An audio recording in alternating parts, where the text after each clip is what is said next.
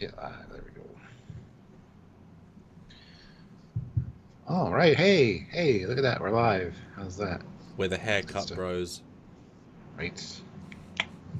Represent. Although I feel like we could very easily recreate the dual Kirk pose there without too much change of chemistry. Just a bit more hair on your end. Yeah. So I guess you're Sam in that because you got the facial hair, which doesn't really make any sense because I'm literally Sam. But okay, All good. All good. all good I'm the Kirks must more. come to an end. I'm the better looking Kirk brother. There you go. You know, I know I know I'm entire skipping, but I just thought this while we said that. How much did you want, or were you thinking when Kirk told her about, death, inevitability, live with it, whatever, about the line from the other Star Trek about, facing Kirk as Halo about life and doesn't want to die alone. Like there's Kirkanisms about death specifically. I was like, oh, I should quote his own line. That's how I didn't. Yeah, I was waiting for something like that, or a mention of the Kobayashi Maru. Yeah. Never faced death, never had to, whatever, something like Like, that. But yeah, Uhura, you faced Kobayashi like 2 years ago. Like, maybe she didn't have to take it. I think they all have to take it, even if she sneakily gets sent to the flagship. Her Kobayashi Maru is called the end of the season, where she fights a giant Gorn armada. I think probably. Dear me. Anyway, we're back to talk about episode 6 of season 2. And that would be called Lost in Translation. Yes. So hopefully you'll have universal translators on. Otherwise, this might be an awkward live. Because we're talking. You're in Canadian English. I'm talking real. And there's Americans are doing whatever you're doing. I'm gonna start a poll. Okay. Well, Ozzy sits in $2 and says poll time. Prime cannon, no cannon with cookies. So there you go. Thank you, Ozzy. But yes, guys, 35 of you here, which is awesome. 26 likes. Hit that like button, guys. You know the routine. Jill is giving us chocolate chip cookies, but they look replicated to me. They all look identical, and that's a little bit iffy. Much appreciated. All right. Look, my big controversial poll. Just starting with a. Okay. Yeah. Let's see. The poll says, is this the best episode of the season? Yes, the best. One of the best. Pretty good, not best. It was okay. Definitely not the best. Go. Jumping straight into the unusual question. Right. And now I'm going to jump back into sharing as I play the Fleet video in 3, 2, 1. And here's our Fleet video, guys. If you want to be a part of this Fleet and be part of the Patreon or joining the channel, those are two ways you can do so. You can have your name here, be assigned to a ship, see your rank, and also, just hang out with your crew over on the Discord channel as well. You can do that by hitting that join button down at the bottom of the page. Well, below the window here, by the subscribe button, or by heading on over to Patreon/Trekyards if that's how you prefer to do it. We do love our fleet. We do love our members. We do love hanging out with you guys and chatting and having these great community discussions. It's always fun, and we look forward to seeing your names at the end of all of our videos. So consider doing so. In the meantime, though, just make sure you're subscribed to the channel. Make sure you click the notification bell icon to all so you don't miss any of our content. And yeah, by all means, help us out in any way you can. Hitting that like button is an easy way to go. Also, super chatting your thoughts, questions, comments, anything you guys want to get out there into the ether. You can let us know by super chatting in. We do read them all, so please consider doing so. It also supports the channel and helps us to keep making the content we like to make for you guys. Do not forget as well, there are links down below to the Teespring and the TeePublic store. You guys can get yourself some really cool Trekyards merch. So check out all the links in the description of the videos to help us out in those regards as well. And yeah, we look forward to hearing from you guys in some form or another and you helping us out.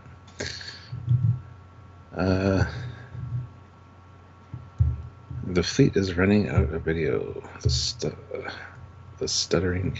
It's stuttering sometimes. Must be on Sam's end.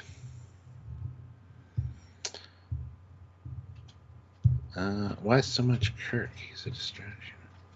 I don't know, Jill. we'll get into that, I'm sure. But in the meantime, please just enjoy the fleet video, and hopefully you'll enjoy this discussion we'll have about this particular episode, kind of a Uhura-based episode, and that's all right. Look at that. Samuel's back. Kitty clap. Samuel's back. I can't remember what that's from, but I know it's the thing you just said. That's the problem. Kitty claps. That's the problem with references. If they're in your brain somewhere, doesn't mean you're going to remember where the hell they came from. Dear me. But we've still got another 4, 3, 2, 1. Hey, the Trekyards fleet. And now we're amazing. Pretty much. I think we have some Strange New World ships we need to include too. So if you want to become a captain or an admiral, you can get your own ship assigned. So just saying. I guess in theory you could kit bash a Farragut with just having someone build curving pylons, I guess. But, you know, I would like to get a shuttle built at some point, but I have no practical, you know, use for it. Because that's one of the things people could say. Are you, you know, when you show TOS, are you showing TOS or Stranger Worlds? I'm like, what do you think? But if I start showing Stranger Worlds, then am I not being part of the insanity, you know, and the confusingness of, well, which reality is this, Sam? Which reality is it? Yeah. Well, Eekstar upgraded his membership to Lieutenant. There you go. So, there you go. You'll have a new... I'm down saluting you. Welcome. Thank you. Appreciate it. Yes, welcome to the higher ranks, if you will. Good job. You can now tell all the ensigns what to do. Unless they're in towels, then you leave them alone until they get changed. Sure, yeah. So, Stuart, speaking of any of that, what did you think of Season 2, Episode 6, Lost in Translation? And, of course, the big question, in second, third, fourth watch, how did it feel? Because, of course, I talked to you as soon as it finished watching the first time with the first reaction. I've had time to think, dwell, and watch it again. Your thoughts, my good sir? It was all right. As far as the Stranger Worlds episodes go, they're all pretty good compared to a lot of the new Trek that's out there. This one was just kind of an all right, middle of the road one for me. We did get a lot of interactions between a lot of different people, so they tried to include everybody. Ortega's had the least amount, but that's okay.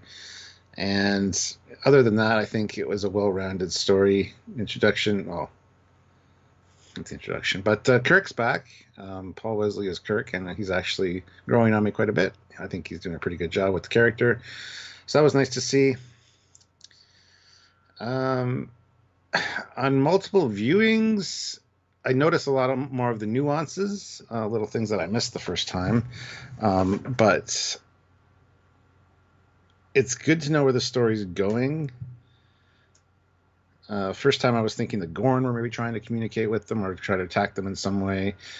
Somebody pointed out last night that the signal sounded very much like the Breen, and thought this might be an introduction to the Breen. The signal...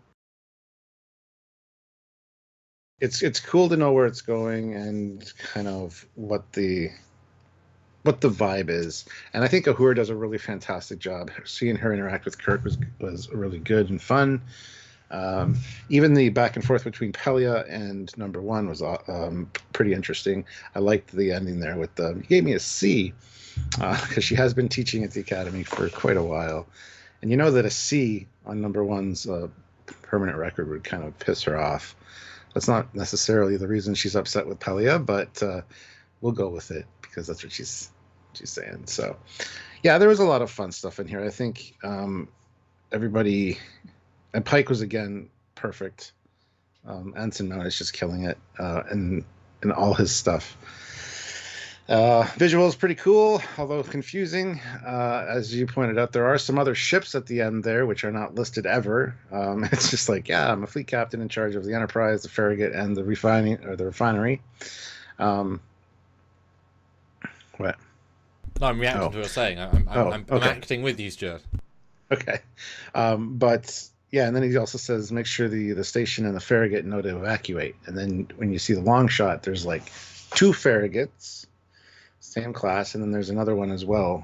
That's not a Farragut class, it's the single engine one, like the Saladin class there as well, which doesn't make any sense, honestly. Not just that, but number one says, well, no, I've got 3 repair crews. Babe, you got 7 sets of ships here. You got all the people you want. Loads of people. And there's like 10 officers on engineering minimum at any given time. You've got so many people you can bring on this. Yeah. Why are you singling out 3? Why are the other ones too busy to help? Yeah. So it wasn't my favorite episode of Strange New Worlds, but again, it's really good compared to a lot of new Trek, so it's fine. I think the writing's good. They're definitely maintaining the status quo for Strange New Worlds episodes, and that's awesome. And I was pleasantly happy with it. And they didn't really screw up anything. The whole Kirk meeting Pike. Did you ever meet Captain Pike when he got promoted to Fleet Admiral? And then, I took over command of the Enterprise, and Spock had served with him for a number of years, kind of thing. That was all that was really said. So they didn't do anything wrong here. They threw in that fleet captain thing, to basically just kind of get that out of the way because they know people would say something. But I think that was clever. It'd be interesting if Pike never gets put back to captain and is a fleet captain from here on out. Would be kind of interesting. But anyway, that's it. I think it's a fine episode, middle of the road. There you go. All right. You heard it second here, folks, because of course first you heard it like 3 hours ago for our review. Hopefully you watch the other review. How about you? Oh my god, I don't have to ask. It's just, yes, you do. It's fun. No, I don't. You want me to ask. That's the only reason. So I do think it's better on second watch, which I've made this clarification every time. Some are worse, some are better. I think this is better for second watch because when you know the big swing of the plot, you can appreciate the scenes as they come versus spending 28 minutes with the characters, right? Wondering what, who, where, but then you miss certain things that you don't know are important because everything could or could not be important. Second time, the whole thing flows better, I think, especially then you don't see the... Also, it's nice to think of it as being that story where we're under attack, alien, baddie, whatever, but it's kind of nice in second watch to watch it knowing they're just trying to get help. I think it recontextualizes in a good way. So I think it's better on second watch. Does not mean I enjoyed it more. Just I think structurally it's a better story to follow when you know the reason why. And little moments like Kirk and Uhura work better when you know they're going to be friends the rest of the episode. There's certain things like that just kind of structurally go better. But, Uhura actress did a great job. She is nuanced.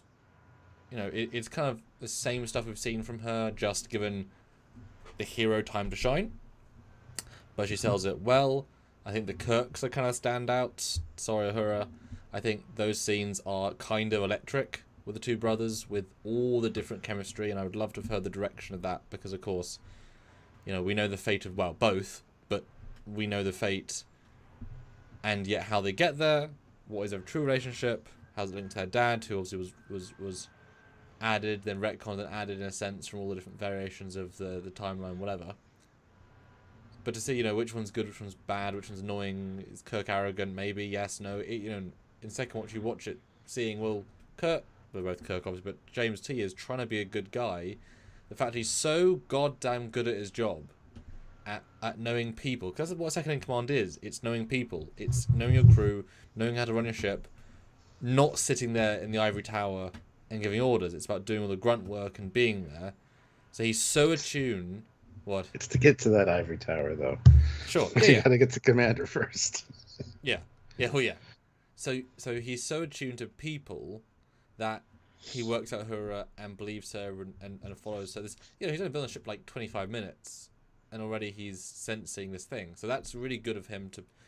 It was good for Kirk for sure, but George, Sam, he's a Xeno whatever biologist on the flagship. Hell of a good assignment, and Farragut's a way less cool ship. So what? You're second in command of a tug. Good for you. Good, but that's their rapport.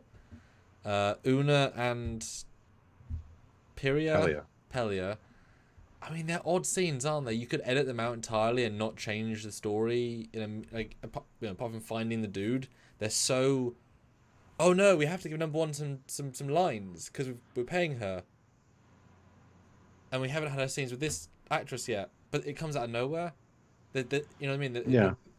There's okay, there's scenes with them, like they're fine, they're nice, but they feel really out of the way. They're literally out of the way. They're on this random refinery on the LED wall. They are meant to feel different, but they're very random.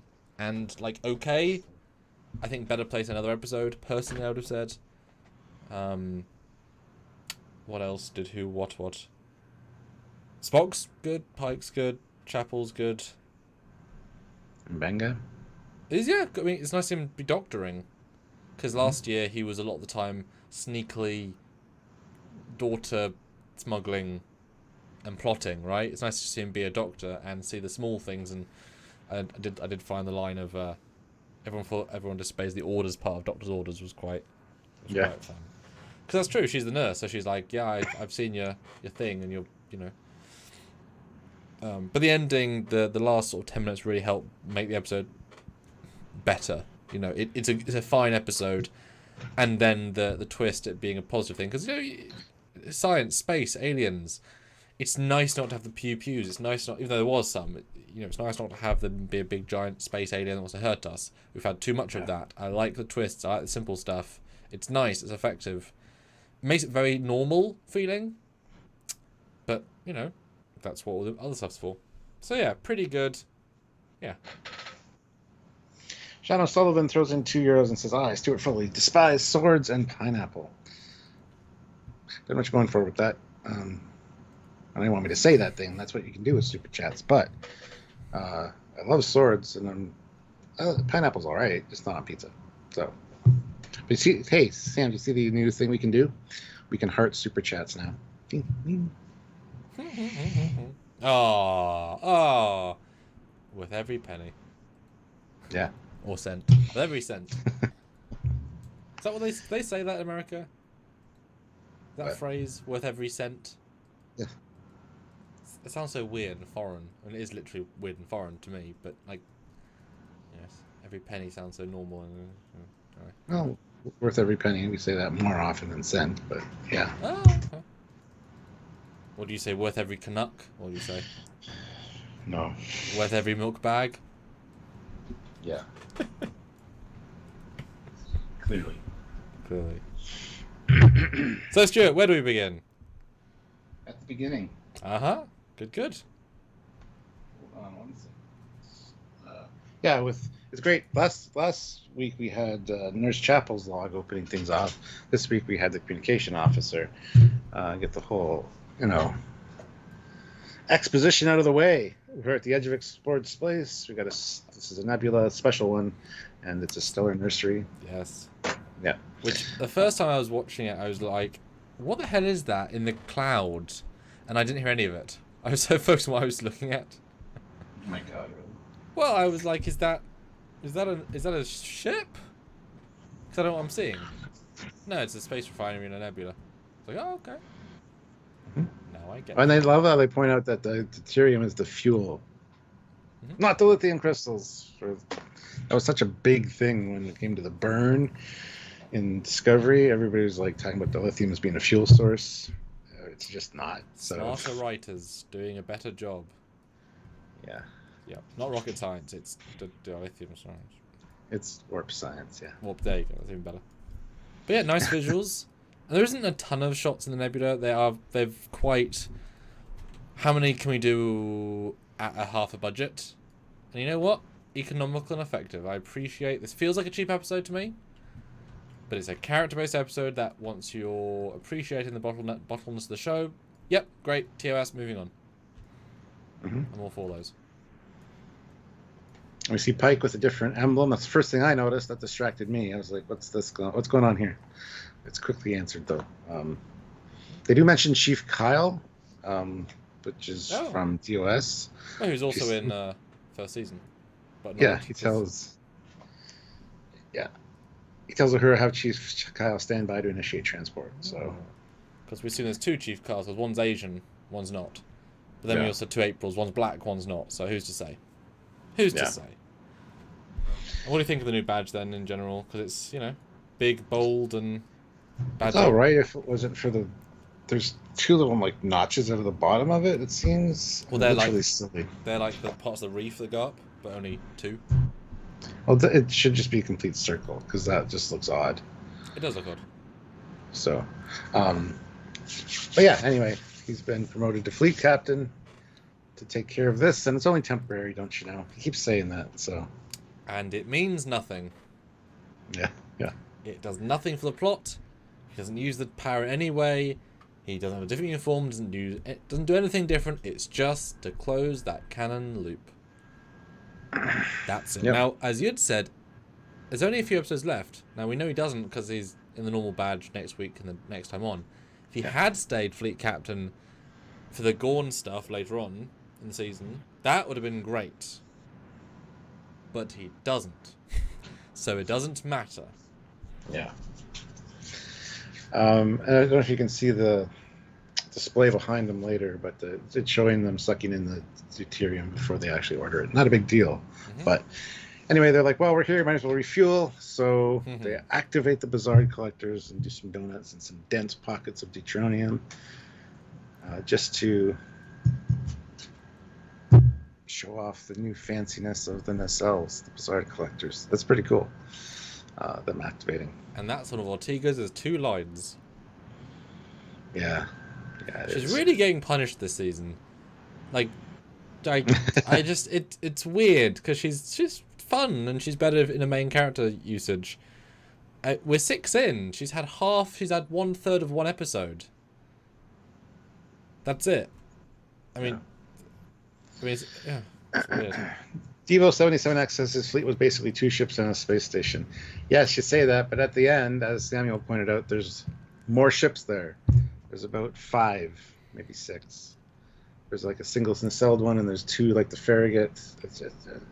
Yeah, Devereaux, the dialogue writer didn't talk to the CG artist who decided to throw in 6 more ships. There's like 7 side ships and shuttles flying around. I mean, hey, he might just be a very, very, very, very, very, very bad fleet captain. Didn't count how many ships he had. I think it's rule number 1, read the brief on how many ships you have. But you know what? That's why I didn't keep the promotion, because he's bad at it.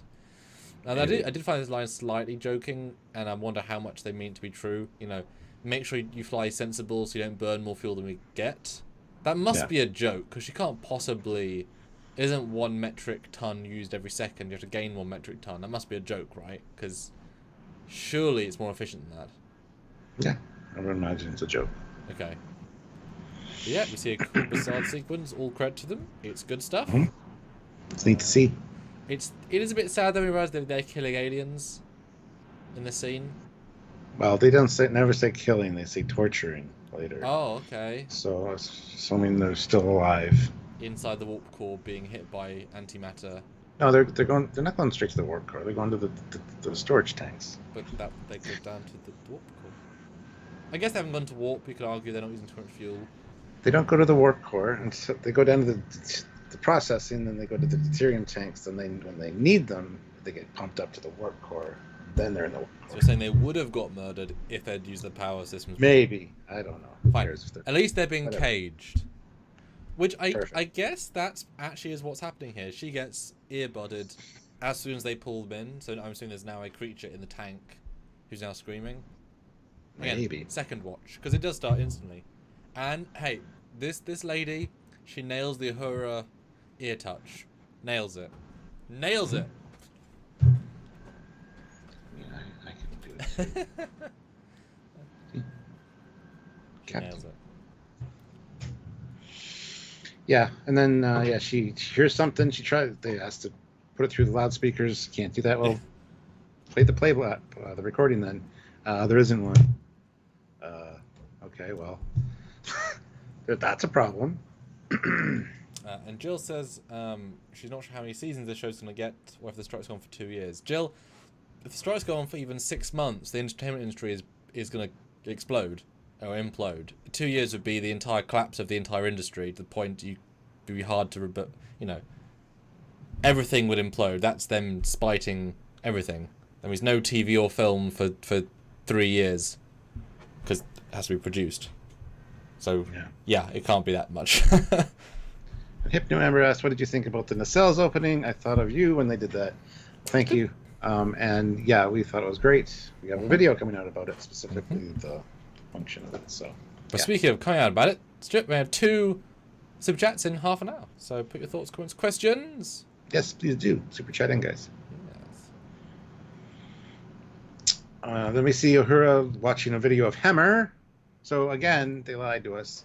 The actors coming back in season 2, but it won't be Hemmer. It's Hemmer in a flashback and then zombie Hemmer. But that's okay. They went out of their way to say we'd be playing a different character. I mean, I still kind of assume he will be someone else. That's what I'm hoping, yeah. Because he's not Hemmer, he's dead. He's recording in zombie Hemmer, technically. So I assume he will be someone else. And if they were smart, they would have filmed this at the end of season 1. They could have. It's a very short scene. You know. But you get to see nacelle control, which we saw in TNG. Even though it's entirely different, it feels to me similar. So I give him credit. And if you strip some of the gaff off the walls, it'd be TOS feeling. Well, actually, if you take some of the stuff off the walls and just leave the buttons the way they are, it looks like Star Wars. Looks like the inside of the blockade runner. Yeah. Although God love those goddamn. They're definitely intentionally adding more and more TOS buttons in, because look, right beneath the console, just giant TOS buttons. Yeah. Yeah. Yeah. Who needs touchscreens? Give us giant buttons that are colourful. They're winning a lot of points with the TOS-ness. Yeah. I do love looking down, seeing the work coils, and seeing the end of the nacelle cap with all the dots in it. That's kind of cool. Very cool. So yeah, imagine one of these in each of the nacelles. That's kind of neat. And then find out that the communications run along there as well. The antenna. Why? The antenna assembly. They got to be nice and long. So where's the longest part of the ship? On the top of and it's also on the top of the nacelle. So I don't know. I think it's kind of a neat idea. That could explain why the Pike's older Enterprise had the spikes at the front. Because those are actually the older style antenna.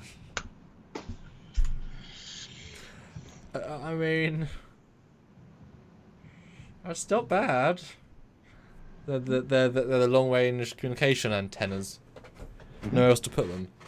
It just feels like let's put them as far away from the useful systems, as in of the main ship, into the thing that's otherwise very useful. I don't know. It's an excuse to get up there, right? I guess it's like saying, hey, in this submarine, let's put the comms network next to the propeller. Why? Okay. Why is it in the same room as the propeller? Shut up. Okay.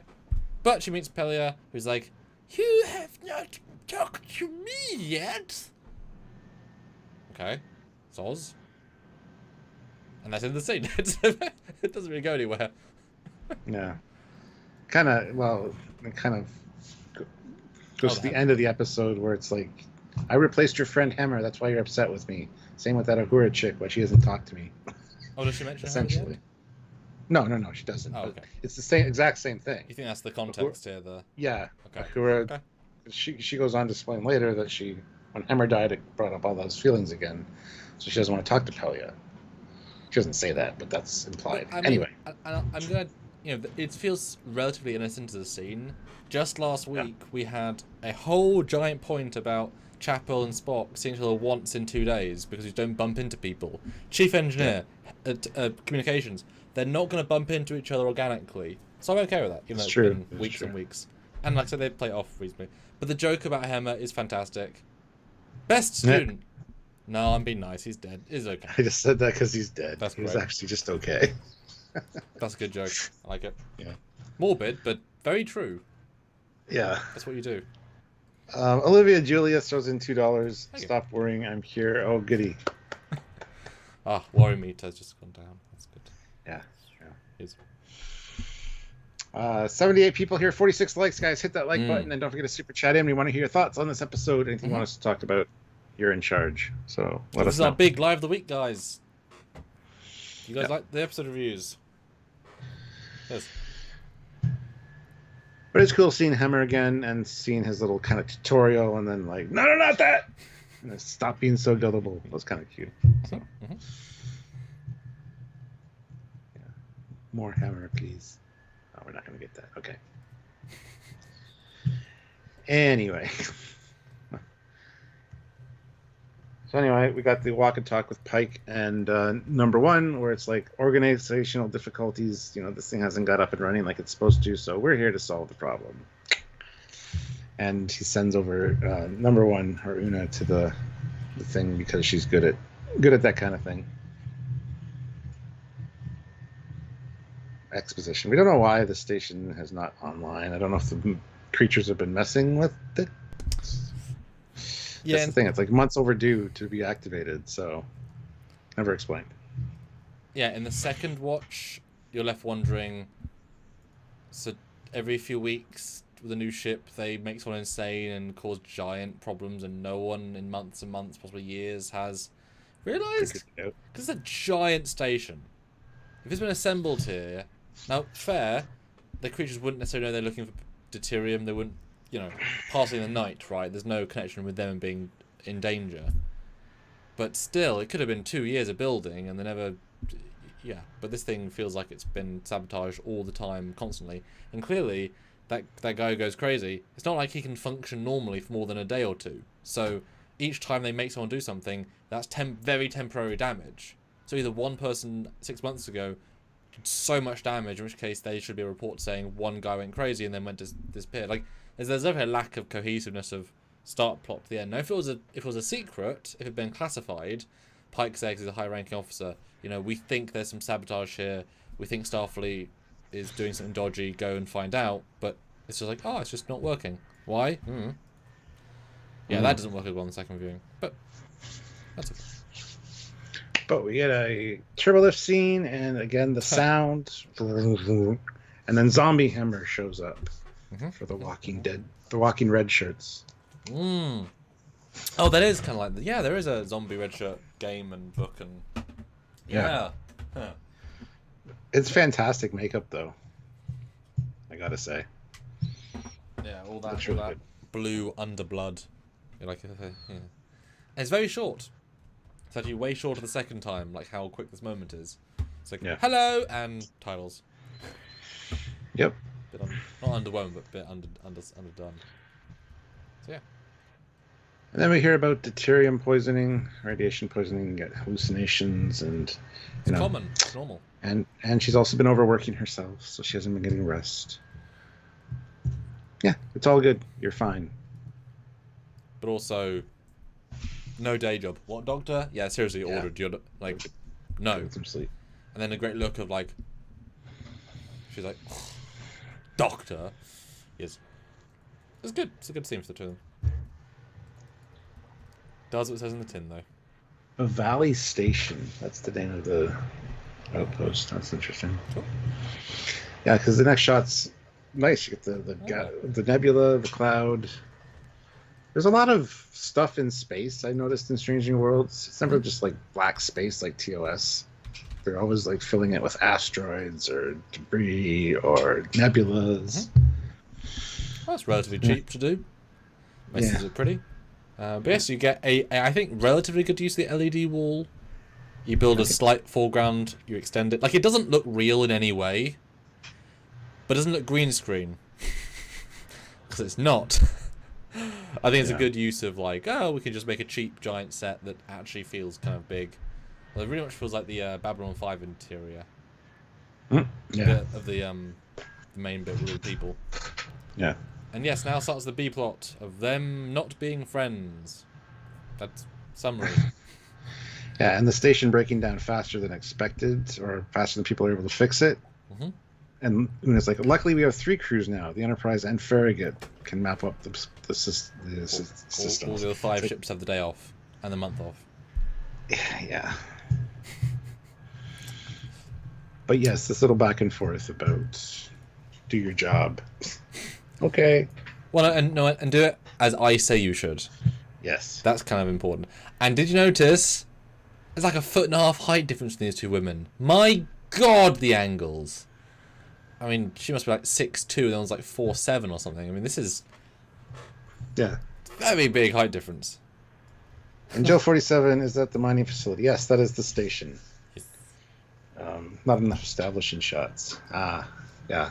No, I disagree. I think that's plenty. But yes, that is the station. So then you get a sleep sequence where she sees the crash site, part 1. mm-hmm. Now, I am genuinely kind of happy that this was a giant red herring in the trailers.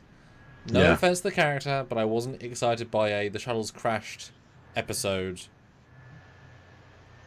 So I'm happy it was not that. This was a relief actually for me. And then we got Kirk beaming aboard to meet Kirk. Very nice Kirk beaming brothers. Too. Yeah. Very pretty. This is a hell of a ship. Didn't let you work here? I just love the back and forth between the two siblings. It's pretty good. Yeah. So they were a good match. Very different energy though, I think. But in a good way. Like they're super their own people and they're both happy to defend it. However, James T has a tad more arrogance. But we do know that George Samuel, he's messy, he's somewhat annoying, and he falls down and makes himself unconscious sometimes. Season 1. So, there's some problems with each of them. But he's irritating, I think, is Spock. That's it. Well, yeah. But also, caveat, they're not going to do this, but if you ever see the Farragut transporter room, Kirk's so impressed by this room, therefore the Farraguts are a really entire different room. Entire different. Can you imagine, Stuart, if they filmed the Farragut at Ticonderoga? And so one time they beamed the actual TOS room. It's like, yeah, this is much more impressive. It's like, well, okay, yeah, fine. Yeah. That'd be kind of funny. That'd be. His uniform and yet changes disappointing at the same time. Yeah, very disappointing. But these every scene of these two, I think, is a good scene. And I think it really, because I think that I said this in another review. These scenes aren't the most important for this episode, of course. But Sam is a real character in the show, so he is this show's character, so that's fine. But these are scenes that are adding to the tapestry of 60 years of Star Trek. So these are generationally and franchisely important. The fact that, Uhura sees Hema will not affect anyone's affection for her in any other show or movie, right? Like, of the original things. This relationship does change how they vibe with the characters. So this is really... They treat it like its own little C story, but with the importance of an A story, dialogue-wise. The care and effort. So I appreciate that. Because, lots of firsts here, and it was good. Yeah, and it makes you think when you watch TOS and you hear that Sam died, you'd think Uhura and Spock would be like, oh, that's a shame. Spock's like, he's even irritating me when he dies, because I get attacked by one of these things also. These parasites. And I know it's a very small touch, but I just realised that Jim has whiskey neat, Sam has it with ice. What an unnecessary detail. Yeah, I noticed that too, yeah. That's good. That's okay. Cool. This is a really good scene. It's a really good scene. Yeah. They talk about his promotion to the youngest first officer in the fleet. Ever. In Starfleet history, yep. And then the previous owner of that record was George Kirk Sr., first officer of the Kelvin. Mm-hmm. We never hear if he became a captain or if he died taking out some enemy ship that came through. That would have come up. Yeah, I think because they do say he's alive still, but hey. Well, hold on. Oh, no, yeah, so Sam must be older, because obviously in the Kelvin timeline, Sam wasn't on the Kelvin. James T was born on the Kelvin. But Sam feels like the younger brother in this scene. No, Sam's the older brother, because even in the 2009 film, he was walking to school and they drove. Yeah, drove by. But he feels like the younger brother though, despite the moustache. Yeah. But that's because he's looking for his big brother's approval. But obviously he isn't. He's the older brother. Like, he doesn't give that energy off. But that shows how James T is a born leader, right? Yeah. But I mean, and James T is trying to be positive. Like, he does start with, tell me about your thing. Yeah. He's a tad dismissive, but he does start with him, and if Sam had gone on about it, he would have listened. So it does show how reactionary Sam is. It's not your thing. But he did try. All credit to him. He didn't start the conversation with himself. Oh. Yeah. I like where it goes, though. Like, you're making me look bad. I'm just ambitious. I'm just doing what I want to do. There are own ways to make our dad happy. Mm-hmm. he's like, yeah, well, the successful career and all that. This what looks a lot like you, according to through Dad's eyes. So, or maybe I just won't do anything to impress him. Bye. And also, he doesn't say, "I'm a disappointment." He stops himself before he ever says any of the big words. But you know what he's trying to say. But he very nicely done for balancing dialogue. But yeah, I mean, if you had a dad who's in Starfleet who, you know, was a high-ranking officer, a science is, you know, isn't necessarily a pathway to anything great. You're there to help the cause, right? Unless you make a discovery, unless you really stand out in a way. Science officers aren't legendary in the same way, whereas captains can be legendary. And if the other George Kirk, you know, made his mark on the history books as, you know, youngest, whatever, I can see why the jealousy and the annoyance. Mm-hmm. But he was also one of the chief botany people, whatever it was, anthropology, on the flagship. That's a much more prestigious in his field job than James T. But he's about it for his dad, so yeah. And his dad's not dead, because present tense.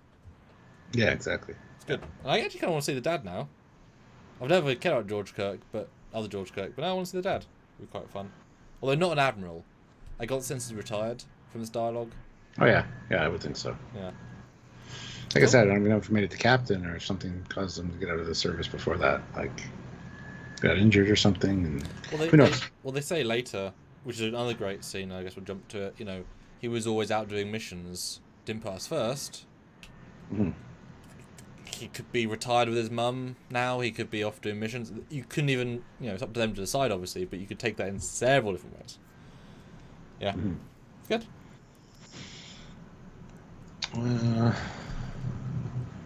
All right, so we got things stabilized sort of on the station, but Talia found a problem in the fuel distribution system.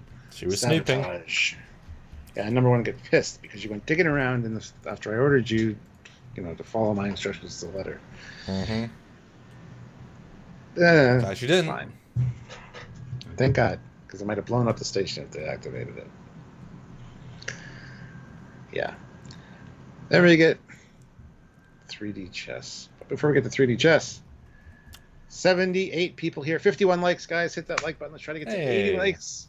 Throw in some super chats. We do want to hear your thoughts on this episode. We don't just want to babble the whole time. We want to hear what you guys want to talk about and discuss that as well. So by all means, super chat in. We do read them all, and we do like to talk about them. So help support the channel and throw in a super chat here and there. We'd appreciate it. Okay. Yes, the chess is quite fun. Your move. Is that not the polite way of saying hurry up? I love the back and forth between these two, talking about their relationship, whether they should report it or not, whether they... Chapel doesn't want to because she doesn't want it to end if it gets reported. She wants to see if it'll grow and turn into something. And I just think it's a great scene. As soon as she makes a move, he makes a move right away and is like, your move. Like, he's got it all planned out, and then he gets distracted, which comes in later when Kirk's like, you better... Your Vulcan friend over there better watch his queen. So I like that. But yeah, this scene plays better second time. Like, you can see Kirk in the background looking. You can. It's subtle, but this scene definitely works better. Especially seeing her as brain working throughout the problem. And yeah, I love the flirty eyes. You know, Spock's still in a more emotional part. But he's on a break with his fiancée, and he is happy to make it official with Chapel. I mean, Jesus, how do you think T'Pring's going to feel when she sees on the supernet that... Like, I was shocked he went that way. Because it's like, that's a big commitment to commit against the commitment that you had. A break does not mean broken up. It means a break. It's weird. So I kind of appreciate her pulling him back off that ledge. Schrodinger, I always love Schrodinger cat in concept. And yeah, when you again, the second time that go quick, and then he just pauses and stops and thinks and gets emotional, and then that's all fun stuff. Yeah, it's a good scene, and they have good chemistry in this, especially considering Spock can't give that much away, but he is. Good job. But Uhura shows up and says, "Hey, so Yeah, I'm not following orders. I love Chapel's little line of, yeah, people always ignore the orders part of Doctor's orders. Mm-hmm. And she talks about having the hallucination on the bridge before she went to the True. cell control room, so it's not the deuterium poisoning. Very true. Yeah, very fair. it's worth pointing that out, I guess. Sure.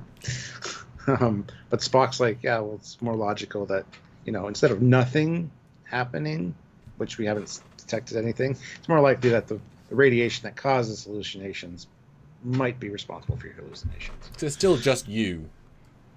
Not Yeah. needing a pattern of things if it's going to be a big problem. Yeah. She I'd be goes- frustrated too if I was over her, though. Jeez. Oh yeah, I mean you see horrible things, yeah, absolutely. And she goes and has the most classic of TOS drinks. Not The Cardassian synthahol. sunrise. Yeah. And these Oh, aren't no. synthahol, so everyone's real boozing. Still. Yeah. Giant bar with a giant aquarium, no planetscape, whatever. Now, again, second watch, this scene makes more sense. First watch, I was annoyed that Uhura thought he was hitting on her, because he isn't. And it's sad that any man saying hello to any woman is hitting on them. It isn't. For me, that's annoying as a concept, just be people.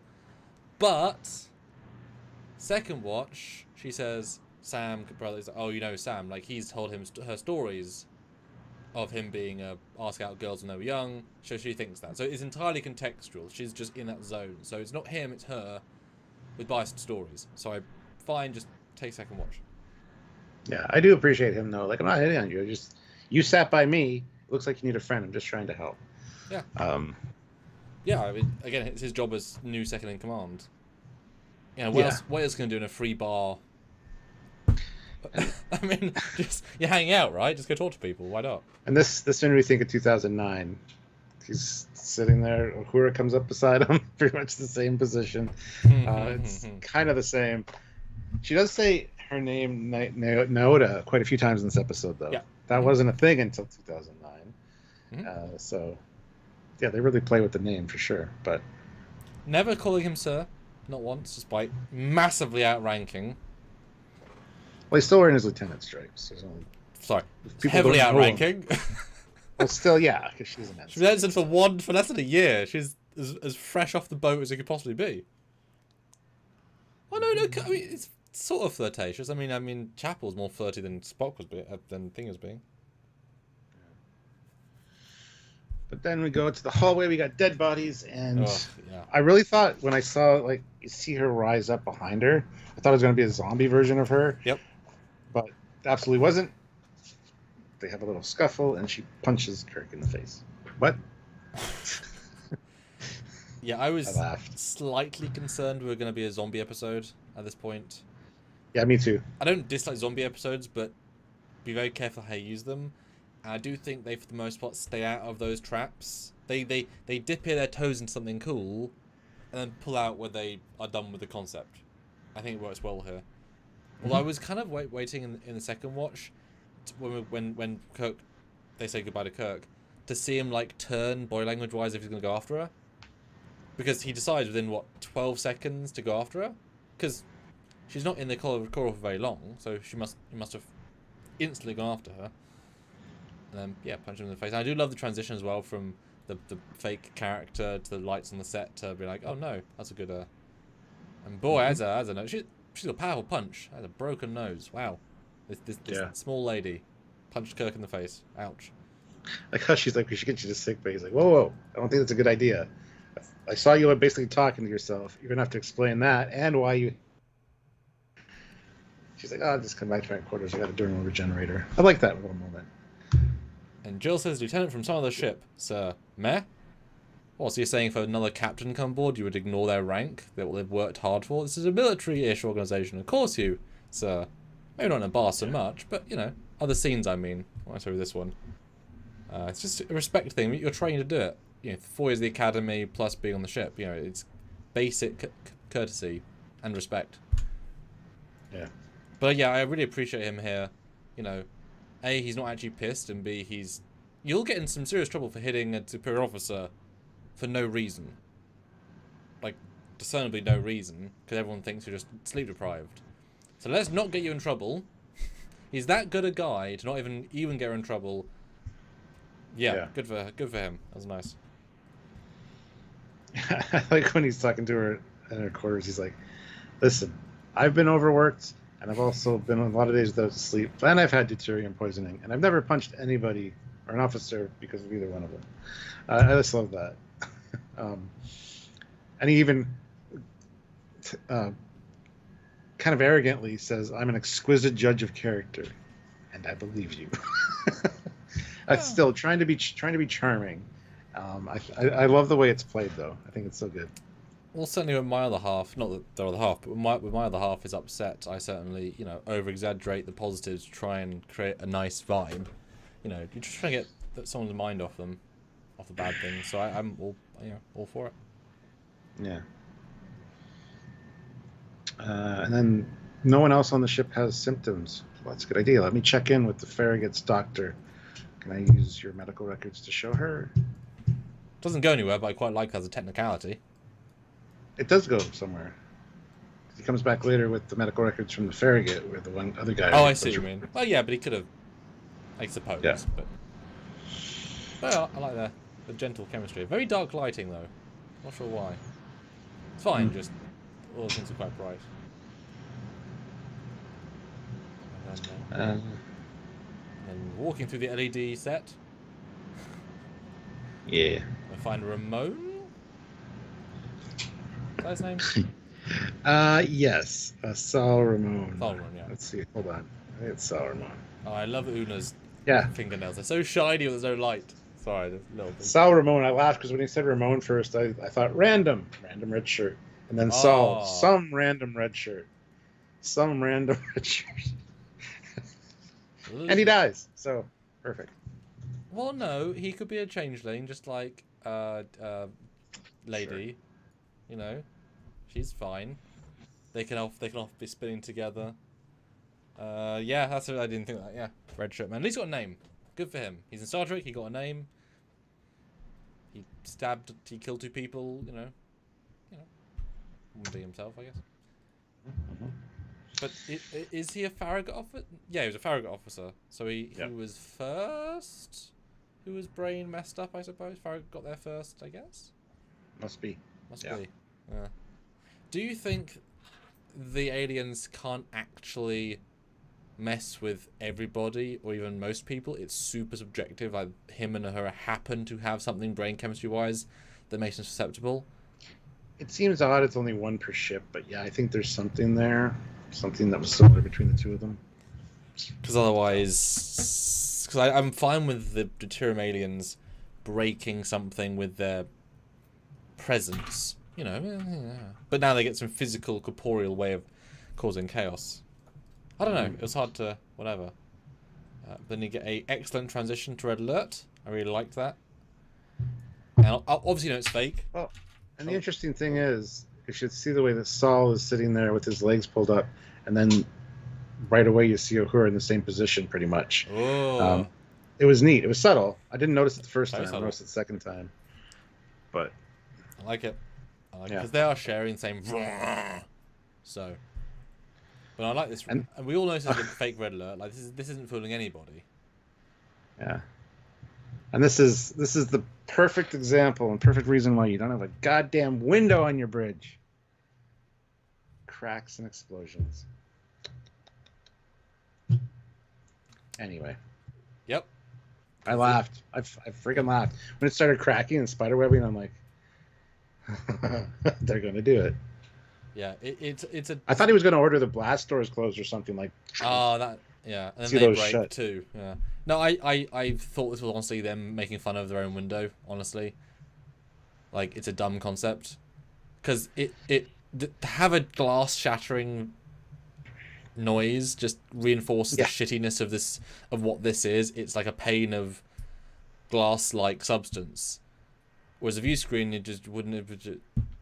But it's funny, right? Like it's dumb and it plays dumb because it is dumb. I really wish though, because it's a very, very small moment. I wish there'd been a Gorn ship attacking them, and he had some setup for later in the season, or even a Klingon ship, or even a Romulan ship. Because this could have been anyone attacking them. I wish there'd been some ship out the window, or in a First Federation ship, something random, just as a bonus Easter egg, you know, versus literally nothing. Cool. Yeah, wouldn't have worked for the scene, but like first watch, I was like, oh, that could have been anything, right? And Skeleton Strange New World's #1 fan, $5. You could theorize that Lieutenant Kirk was on the Enterprise so much in this episode because he wants that command and he's observing his potential crew. It's a little early for that, considering he's still just got promoted to first officer and still has a few months to train his replacement before he can even take that role. I mean, wouldn't argue that for a second. I don't agree whatsoever. I think it's more, you know, it's like he's the second in command in training. There's nothing to do.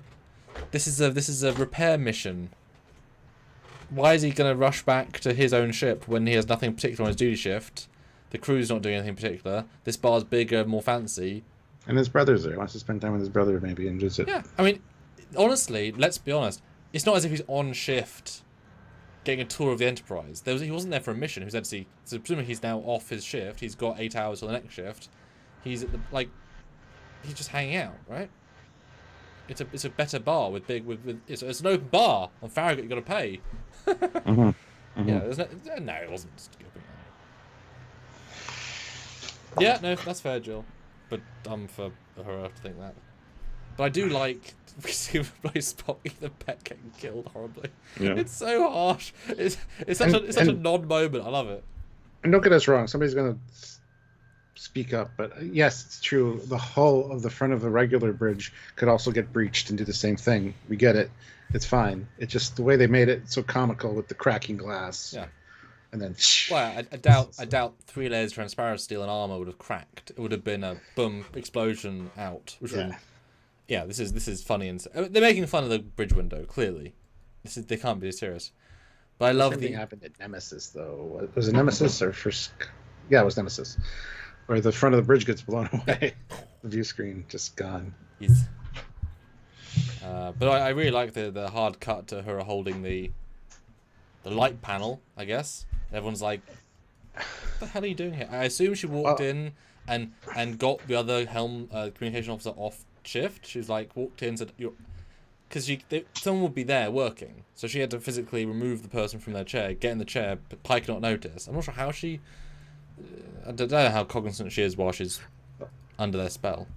I just loved Pike's delivery of, you're supposed to be on medical leave, are you not? Like, it was such a... The way he delivered that line was so awesome. Yeah. So commanding, yet so, like, kind of concerned at the same time. It was good. Mm-hmm. Yeah.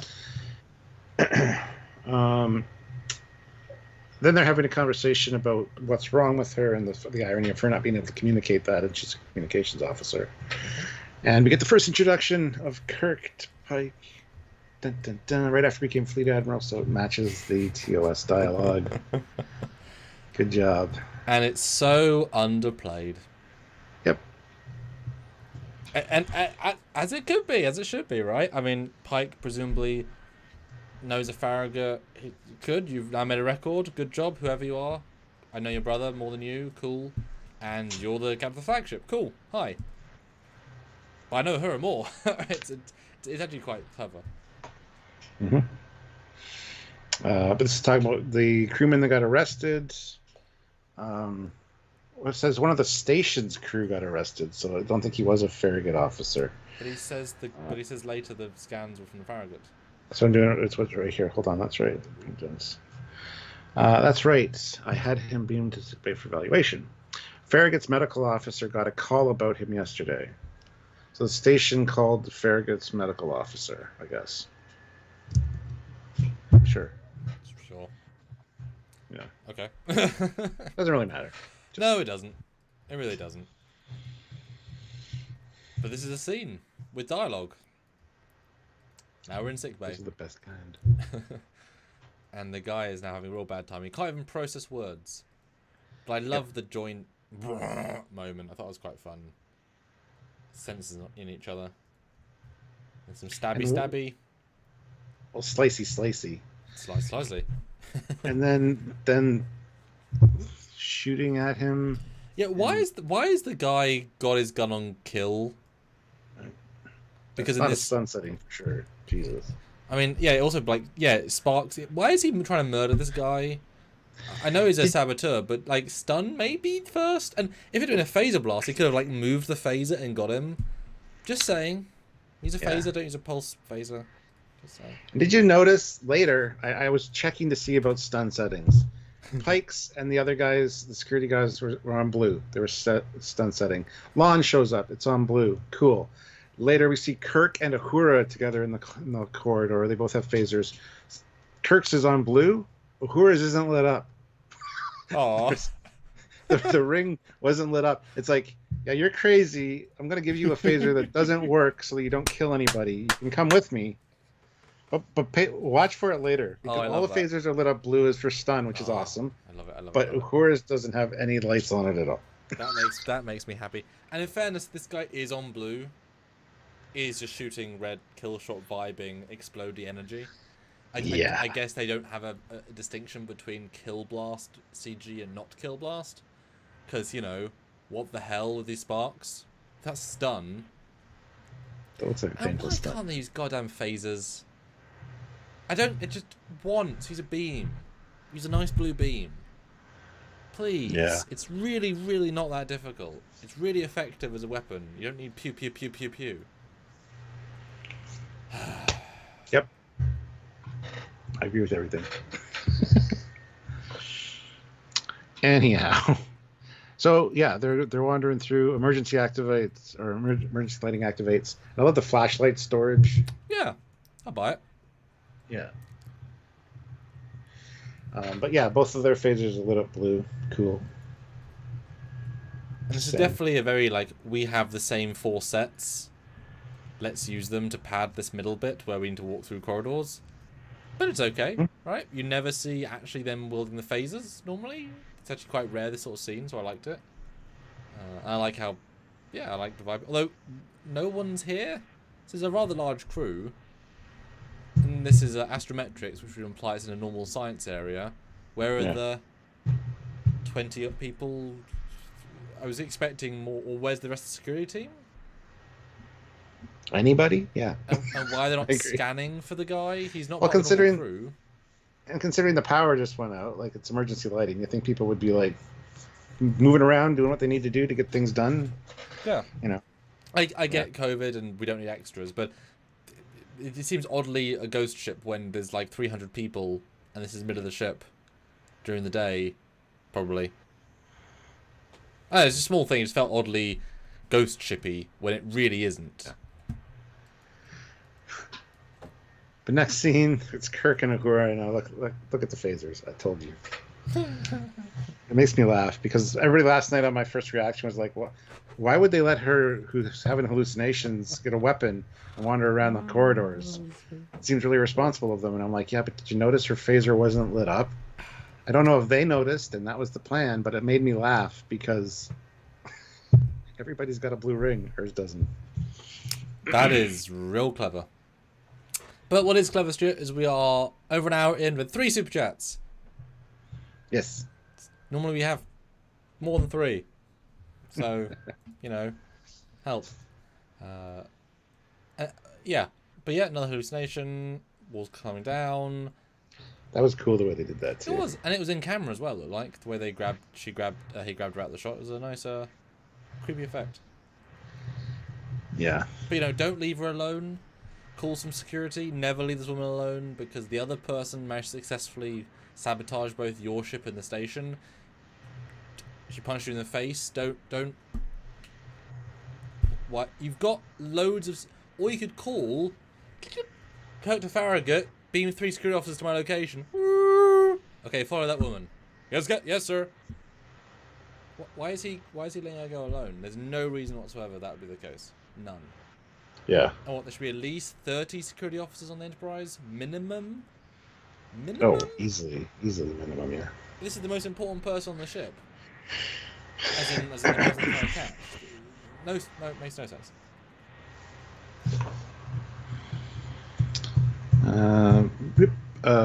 Pike and Lon run into Kirk. Her ex-boyfriend? Yeah. Yes, indeed. James! Did you know each other? Don't want to get into it now, Anyway. It's nice though, because I guess she was so oblivious to people beaming aboard. She's like, oh shit, hi. And any other day, first name basis, that phrase would feel weird, but like, oh hi, yeah, you called me once. Been forward, Yeah. hi. Just about works in a good way. Yeah. And then moving on. Uhura finds some blood and going into the Jeffries tube. She's like, I think I found him. And Kirk's like, okay, don't do anything. I'm close by. I'll be right there. So, of course, she pulls off the access panel and decides to go out. I got to say, the Jeffries tube looks great. It looks so TOS. Although, And Sergeant Roadkill. Oh, yeah. Oh, Sergeant Roadkill throws in £5. Thank you so much. This is the midpoint of a horror film scene. Yes. Oh, yeah, absolutely. Yeah, they want to make a horror. That's okay. Just a quick clarification. So, the guy stabbed somebody, had blood on his hands from that person, opened the chamber, went back in, reclosed it, and therefore got blood on the outer handhold and the inner handhold. You would imagine so. Yeah. Why else would he close it behind him? He's an insane man. Yeah. I don't know if Uhura was thinking. But it was odd that it was closed with blood. Like, the trail of blood is on a hatch that you have to manually move. Seemed odd to me structurally, but I guess they didn't know how to get from A to B, because how would you possibly get from A to B in this situation? You can't really. So, but yeah, Jeffries Tube. I know we saw it in behind the scenes images, but is that the first time we're seeing it? I've seen it before. I remember it. Did we see it once in season 1? Maybe. I think we did see it in season 1. Because it looks, yeah.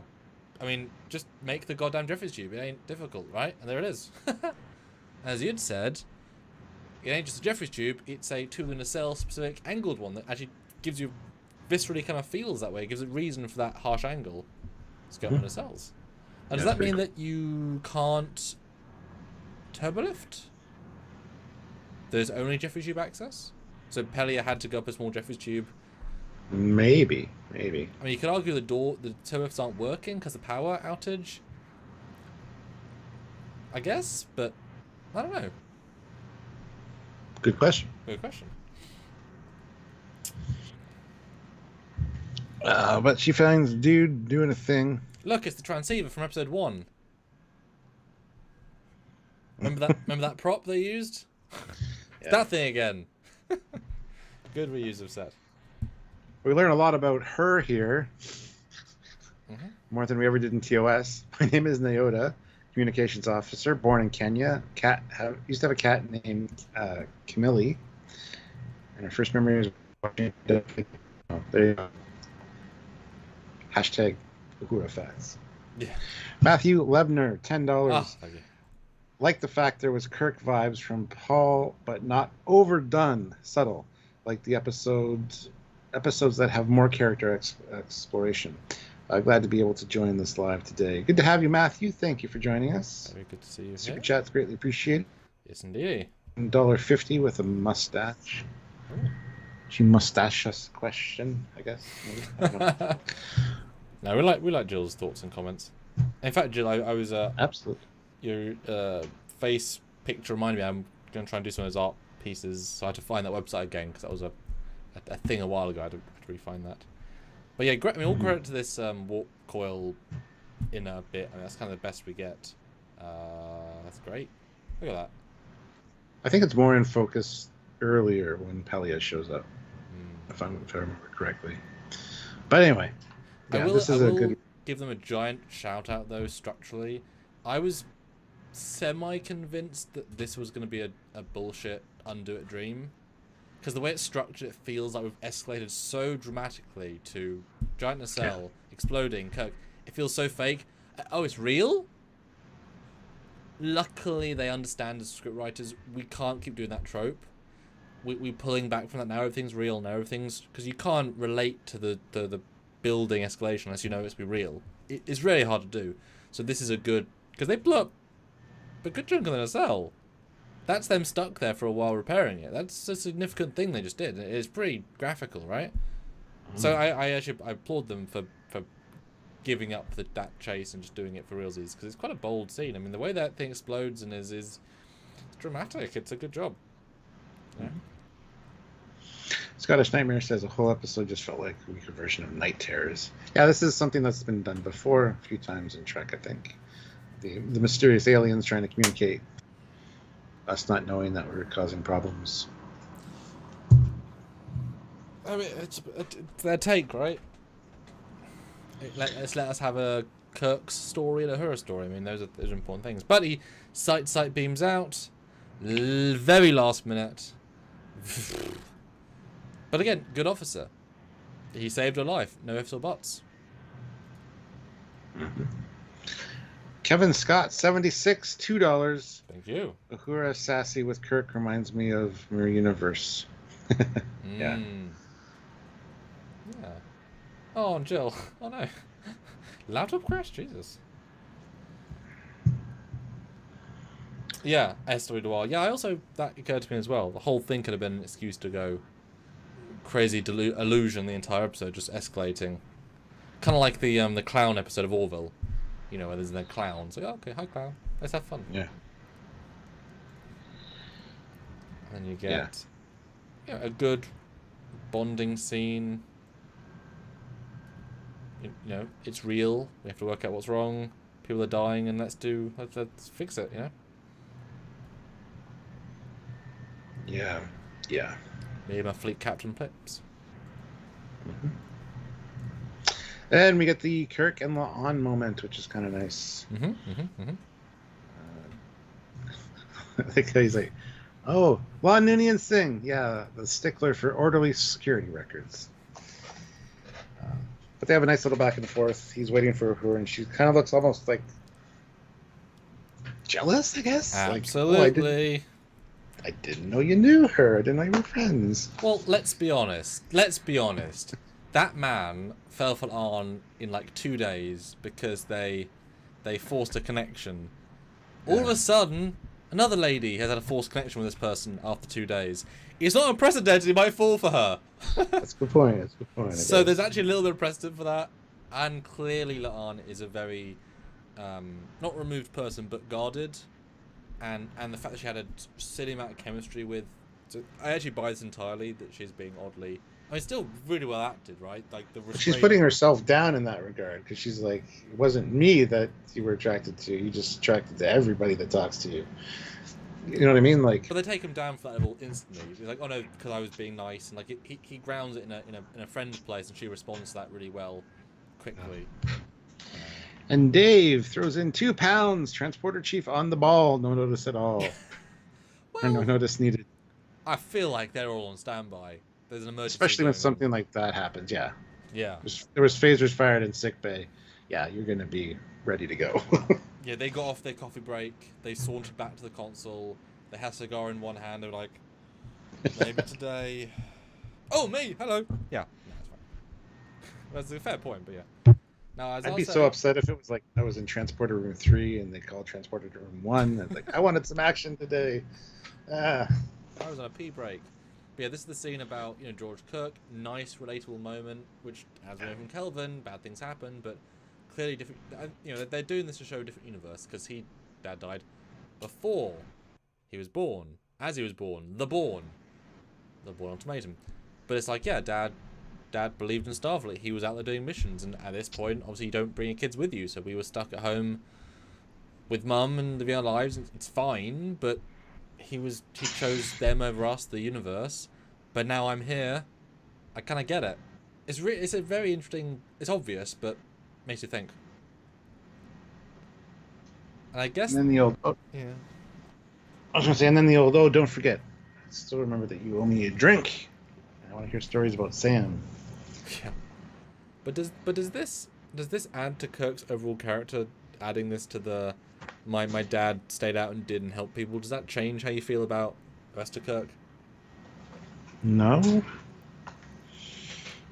It just. So his daddy issues now is what we're saying. Kind of, yeah. It also means it's why he's driven to be out there and helping people. He wants to.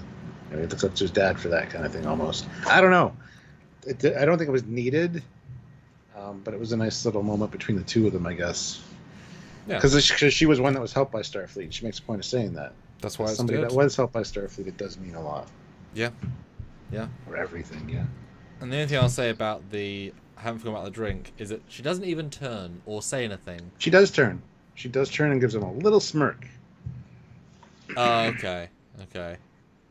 God, the acting there's so subtle. Because first time I thought she didn't, and second time I thought she didn't. So I was like, if you just said to a woman, "Hey, remember that drink?" She walks away and doesn't give any recognition. You're like, oh, okay. Okay, she does turn. Okay, good. It's very darkly lit. Back on the station, and these women are arguing. Oh, yes. It's You're a scene. sloppy. You don't respect chain of command. You don't like discipline. You do what you want to do when you want to do it. Crumbs! You got crumbs. I wish it would have been cookie crumbs. I wish you would have said, oh, they're cookie crumbs. Look! The mess hall doesn't make cookies except when I'm not there, so I must get them. You do a good job of doing her voice. I like that. Thanks. But she gets called a space hippie. I'm Kailash and Archipelia, okay? The two things. Yeah. I can't do a good any other accent, apparently.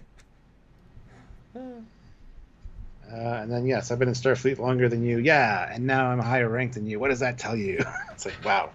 Chill out. Maybe that you have ambition and she doesn't. She's just happy to be doing what she's doing. Yeah, it's a funny old moment. Because, yeah, I've been doing this job longer than you've been alive. And you're not exactly a spring chicken, Sunshine. I taught the guy who's your chief engineer, who's also not a spring chicken, Sunshine. So I have the context of age and development. Yes, I could probably be admiral by now. I don't want to be. Like it's a fun little scene because they're both perspective driven, right? They can't relate to each other because they're so different people. Yeah. So, do you want to read Dave's comment and answer it? I think you'll have fun answering that question. What happened to the Kelvin in this timeline? Right, did go back in time to the prime time, right? Is George still a hero? Dave, no. To all. In the weird JJ version of prime timeline, which is maybe right, maybe wrong, who knows? The Narada moved into parallel universe. Did not go back in time. There was never an Narada in the prime timeline in the past, ever. It shifted through time lines, not time. Indeed. And because the Kelvin timeline was already different earlier, because people were born different times. Like, Bones McCoy was born at a different time, and... The technology is different. Yeah, but more importantly, born dates, because... Like, Kirk and Bones aren't going to the academy together, because Bones is like 10 years older than Kirk, or more. So... They were in a different timeline because all the age was different because they did that just for convenience, and tech was different, as you say, and the Franklin's different, and different universe. That's already been long since talked about. Yeah. Sergeant Roadkill throws in £5. I do love the engineers that Stranger Worlds has had so far. I mean, they're certainly creative, and I will say, I was looking for a long-lived being plotline. And I've already written the Lanthanite in. So it's already been utilised heavily in a story. So thank you for that. Don't have to invent something. Although, as the person who's playing the character said, should we not wait until the last episode comes out to know if there's like a reveal? All Lanthanites are evil or something? Because you're... That's my character. You know, it's a big thing to say without knowing the backstory. Yeah. So yeah, conflict between these two. She's going to get the station online, and she storms off. Right. No, she isn't. She could. She would have done it already. She does get it online though. So they fire it up 5 minutes before it says not to. Back to. I got proven wrong. Back to death, and I was so waiting for Kirk to quote his future self. The idea of fighting death. How we deal with death is at least as important as how we deal with life. That's the one. Yes. Because that has already been him. He's already Kobayashi Maru'd. We could have honestly told the story of Kobayashi Maru. His version. Yeah, I thought he would. I thought he was going to. It's really organic there, actually. It actually would have worked. Obviously, it's her scene. I get that. And his acting is very gentle here. To say about the shuttle crash, like, I watched the performance. It's really... Like, I don't know what to say, so I'm not going to say anything and just You're here to talk, not to listen, right? As in, she doesn't want advice, she wants to vent. So he handles that well, but I just was waiting for a giant Kirkinism. They had real cookies, though. Not matter replicated ones. Shut up! But you want a cookie, right? Shut up! If you don't, you're going to sound crazy. Look, I mean, although she obviously anyone could bake cookies at any time. Just get the recipe. She don't have to be that mean about the cookies though. But maybe she's like a hyper anti. Maybe she's a pastry person. She hates cookies. But he's just trying, right? Anything to get her mind off it. It doesn't matter what the food is. Yeah. But I like that though. Some days they make fresh food. Awesome. That's really cool. I like that. Yep. But no, this is a great little talk that he has with her. He's making her feel better. You know, Death's winning right now. It took your family. It took your friend. You got to take control back. Exactly. But I was kind of like the way he said that was very harsh. Death's winning. Took your family. Took your friend. Jesus, Kirk. There's just facts that she just told him, so it's not being harsh. Oh, but it's like it just sounded really harsh. I understand what you mean, but it just comes across as really like stabbing in the heart. Could have said Death mauled your parents. I heard one had like shrapnel in their face.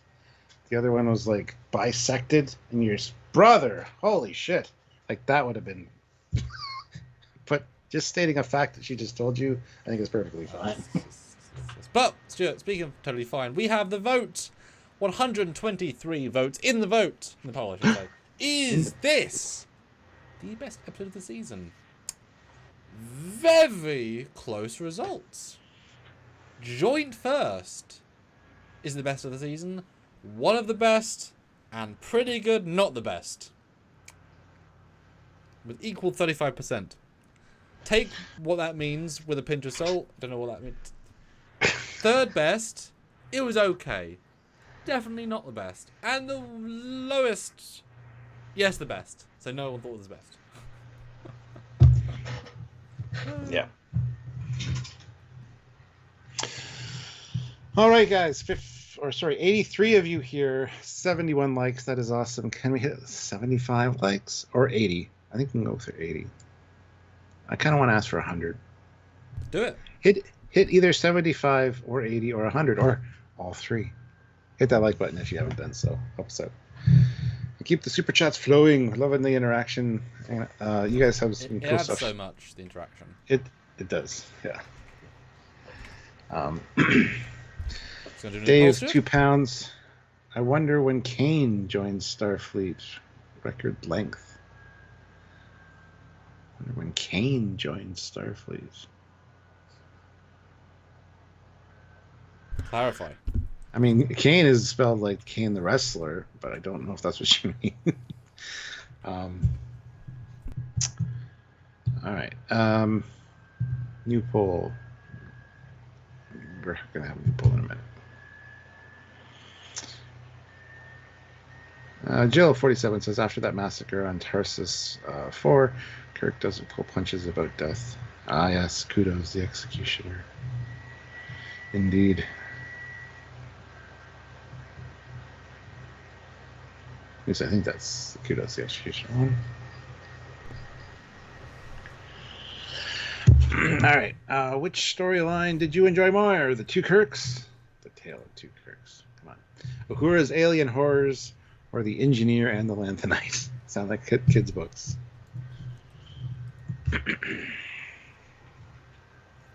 I meant to write the Una and that tonight, but I zoned myself out on that apparently.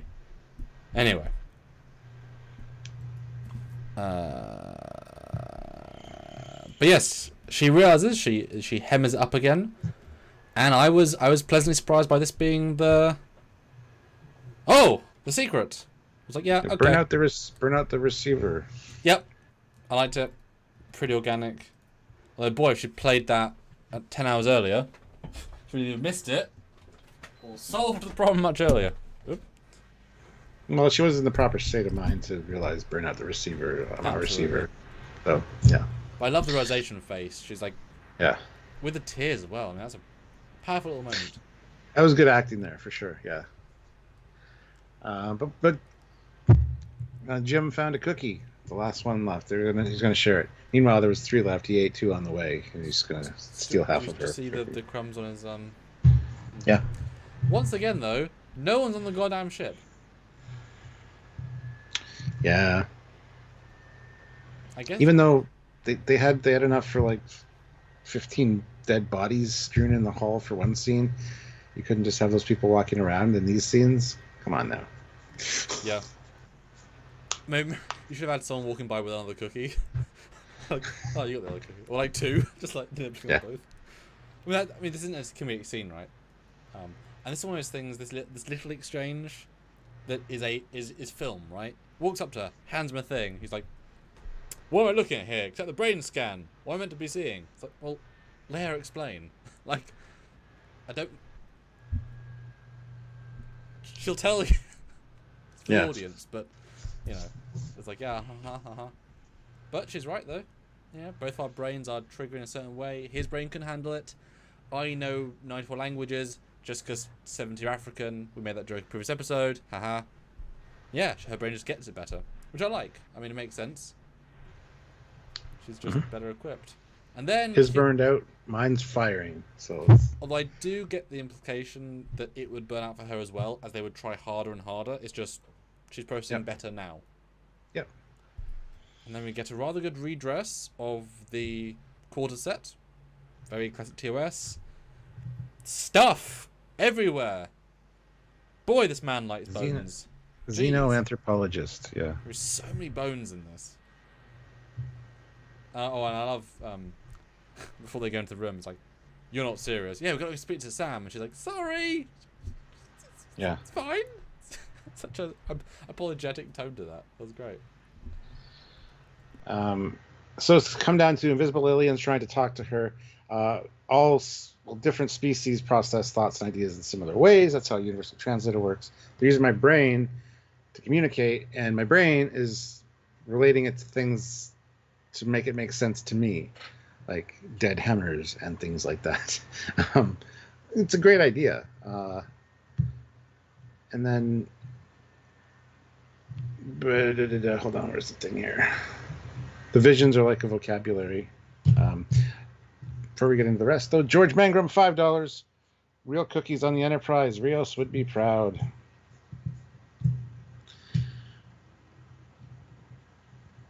Yes, so the feelings of being trapped, attacking myself, meaning we're responsible, showing the ship explode because they're desperate to break free. So she figures out what's basically happening in that moment. We're killing the ones they love. That's why they're showing me visions of people that I loved. So yeah, it's kind of a great way to interpret the information. Yeah, it's good. It's well done. And then Sam goes on to say, if they're living in the deuterium, there's ways for other dimensional beings to latch on to elements from our. So essentially, they are the deuterium. So there you go. Thank you, Sam. Oh, you're welcome. Yeah, I'm left thinking he was kind of making that up. Not literally. I mean, like the audio, the scriptwriters like that felt. Oh look, they're alien. Like, not random, but do you know what I'm trying to say? Felt kind of random. It did a little bit, yeah. I know what you're trying to say, and I also wondered when the thing exploded if are they non-corporeal or they are extra-dimensional, so the explosion didn't hurt them. Yeah. Just because they're gas. It's just one of those things, right? It's just like glazed right over. It's fine. Just a small thought I had. Yeah. But running down the corridor, you got to shut down the station. Mm-hmm. Like right now, like, oh, do it already. Oh, you haven't done it? Oh no. Yeah, we fired it up, and they're like, we can't shut it down. He must have done more damage than we thought. It's like, oh, okay. I missed that the first time. I'm like, why can't you just shut it down? I said they think, but I mean, they say it entirely as a. I mean, maybe he did. They're super non-committal. So that it's like, did he? Yes, no. Does it matter? Yes, no. Moving on. It's reasonably clever. X-Star throws in £5. Thank you so much. Jim Kirk's story edges it simply for all the connections to canonical history. But Uhura's story is fine too. Yes. Absolutely. Indeed. Plus, it's interwoven with the Abe story. Like it's well done. And they're both good actors. They're all delivering good stuff. Yeah, I still don't know why they can't turn it off. Can't they just? And what? And even if they can't turn it off, can't they just eject the deuterium out? Emergency release valve. Yeah, reverse the flow. Yeah, or just turn the, take out the USB that's powering the warp core. Like it. I know they're trying to do it in a hurry, but I do not quite believe that the guy that's sabotaging it to sabotage it so much that it can't turn off, which is the entire point of what they're doing. Yeah. Yeah. Yeah. Action scene, right? It's one action scene.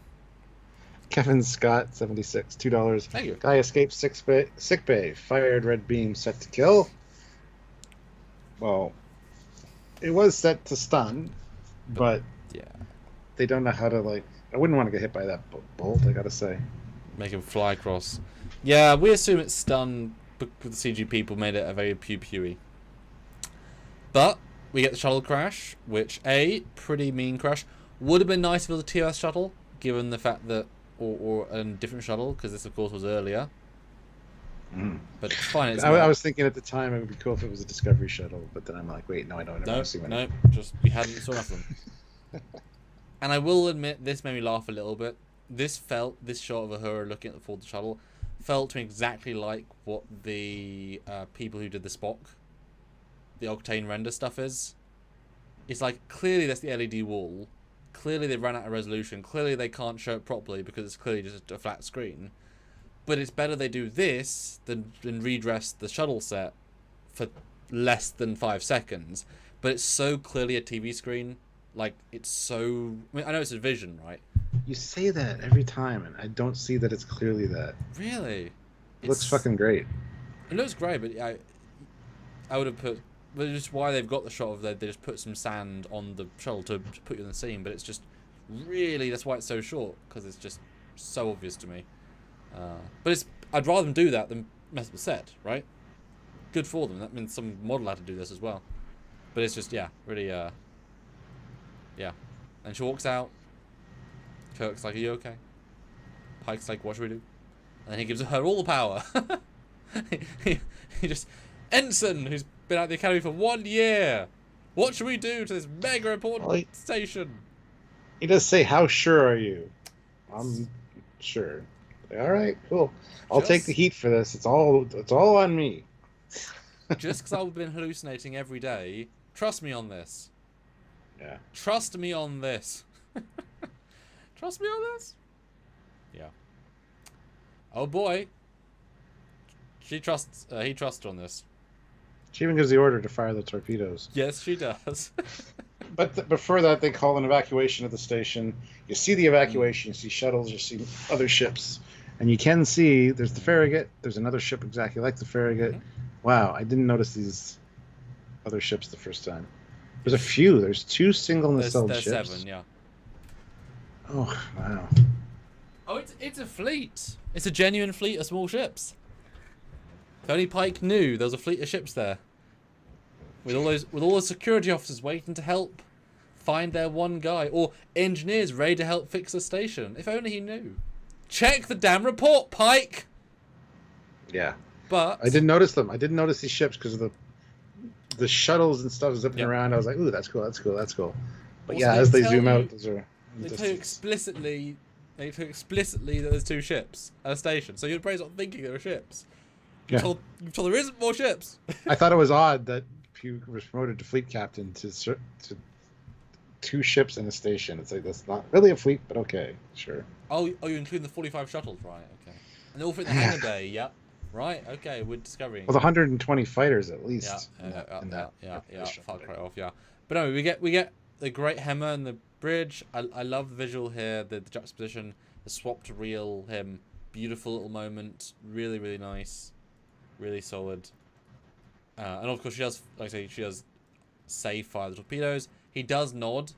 Like she gives the order, he actually gives the order. But it's kind of funny. at the same time. But he doesn't say the order. He nods. Yeah. And I made a joke last night. It's because there's like bridge logs that are recording everything that's happening. So she's the one that's said. So he has plausible deniability later. He can be like, I didn't give the order to destroy that station, guys. If you aren't happy about this, it was all on that ensign. I mean, yeah, demoted back to cadet, eh? Well, it's like I kept saying, you know, this thing would have taken years to build, to assemble, to put there. It's a giant station. This is we know it's one of the biggest stations they can possibly make, Stuart. We know that for a fact. Check our episode. And they're blowing up in seconds. I mean, this thing is going to be... I wonder if he'll be not fleet captain next week.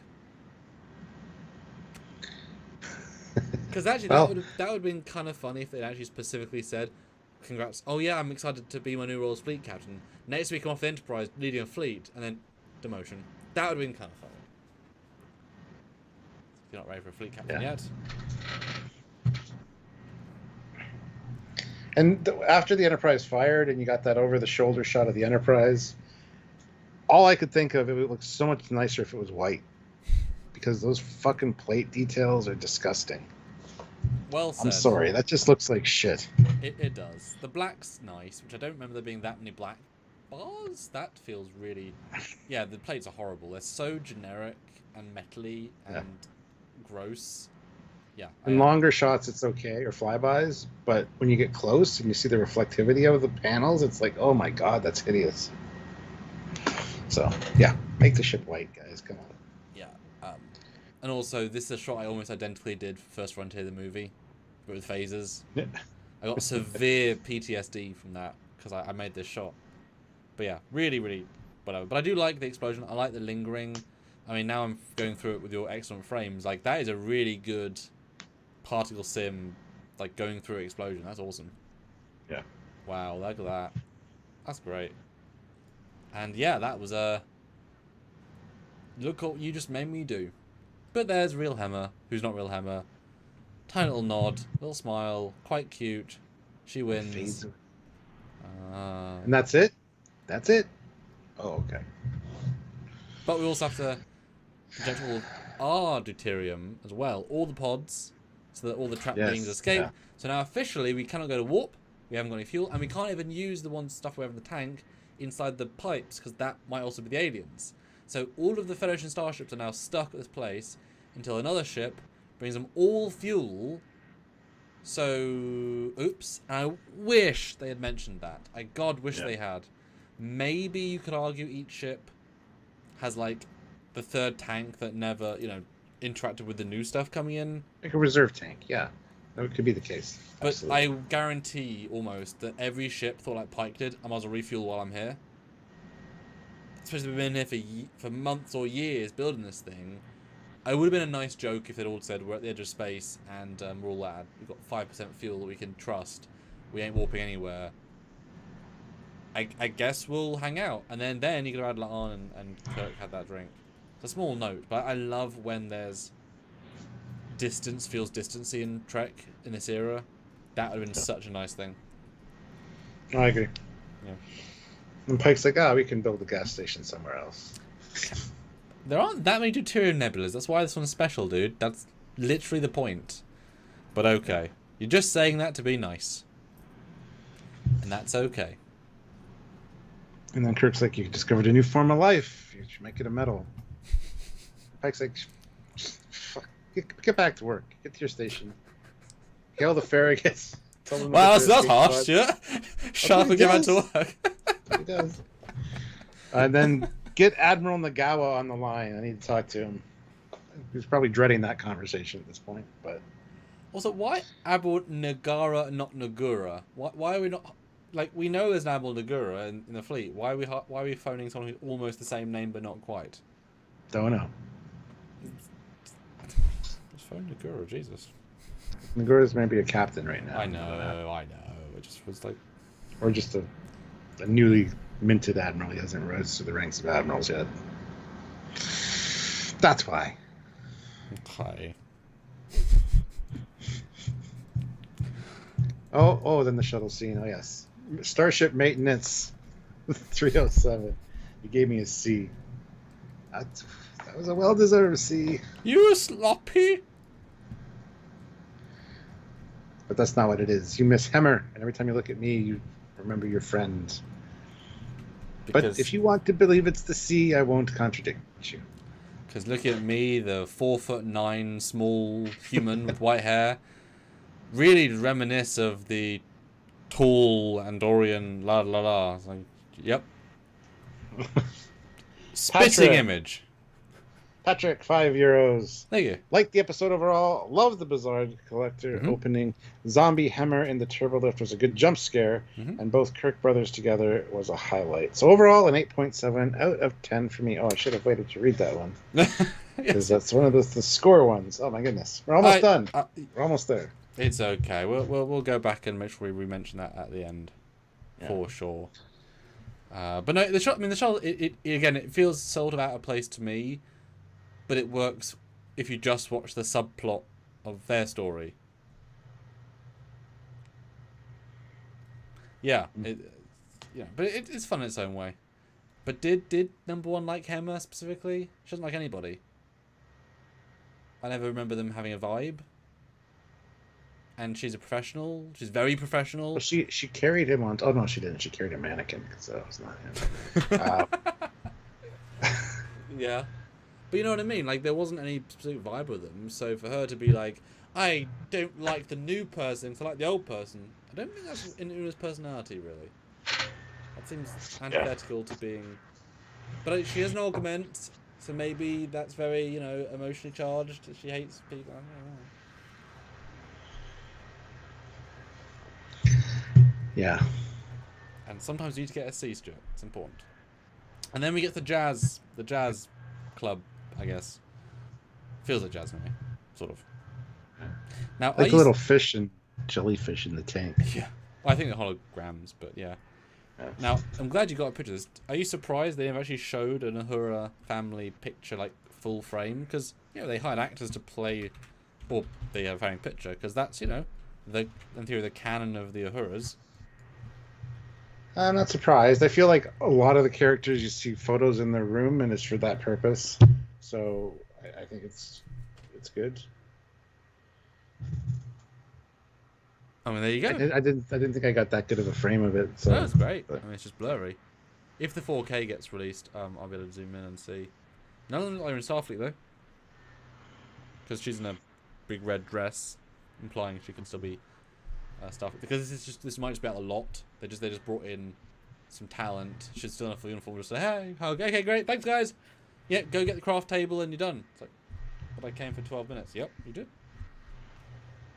But yeah, she's finally able to see her family again, which is, sweet and sad. And sweet, mostly sad, but sweet. All because of James T. Good on you, James T. Yeah. And we were asked why they picked me, and he said, because you're exactly what they needed. And thoughtful and empathetic. You heard them. You're a good listener. Yeah. True. I mean, and I guess he doesn't know she's extremely lingually talented. Why would he? So that's also the reason, because literally she's a genius. Well, no, JJ's a genius. She's pretty good here, but she's, good. Yeah.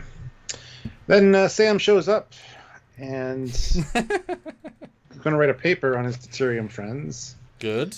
Yes. And he wanted to say that the ferry gets lucky to have you. I'm proud of you. Very proud. And then that look, yeah. And then that look on his face, like, and you want to tell me something now? Stuart, you want to say something, right? No, that's like you earlier in this live. I didn't ask you what you thought of the episode. I made you ask. Only you didn't give me that look. Yeah. Should have foreshadowed that. Yeah, and this is great because this previously you get this. You meant to think that James T is the more douchey one, but this he's coming in hot, and he's just trying to get approval. Because even the way he comes in, he's not like there's a jaw clench of aggression. He's coming in. He's like, I'm gonna be nice to you, despite already being nice about it earlier. Like he's done his bit. He's like, I'm gonna say nice to you, just to get the other side. Yeah, just so you can get a compliment. Yeah. And that is not a healthy personality to have. That's the point. This is not healthy family or relationship or personality. So he's not in the right here. I mean, let James say whatever he wants to say, right? Like, you know, he's not mean. He's genuinely oblivious. He's not saying it. Yeah. He's just say what you want, Sam. So I think actually Sam looks worse in this. I like that because it balances the whole situation out. I love the whole, go have fun on your stupid little ship. I'm going to be here on the flagship. Which is true. And he steals the cookie. That's what it was. Oh, I didn't know what they had. Oh, okay. I thought it was some hors d'oeuvre that was there, like an olive. Okay, that's funny. That's good. Okay, I like that. Yeah. But I mean, it's true. Farragut is not an impressive ship. And it used to be a Connie. It used to be an impressive ship. Now it's a shitty little, not even Miranda. Farragut should be a Connie. It's now a proto-Miranda with your least favourite pylons ever. Oh, those are hideous. Come on. So, yeah, it's true. And then he leaves. And he is not happy. And he clutters. Although, in fairness, you can do it with drinks. That's okay. And Jim is not thrilled with his brother. Thinks it's a bit annoying. And so, Mr. Spock comes and tidies up for him. Which I think he has to do all the damn time. Episode, which is funny. That's a good callback. Yeah. Sometimes Sam can be frustrating. It's like, yeah. I wish he'd actually come to talk to her about something or comment about the success of her mission. Otherwise, he is just lingering here. There's no reason. Like, he doesn't just do things for no reason. So, is he with somebody walking to the toilet and sees the cup and says, I'm going to move it? He's just there.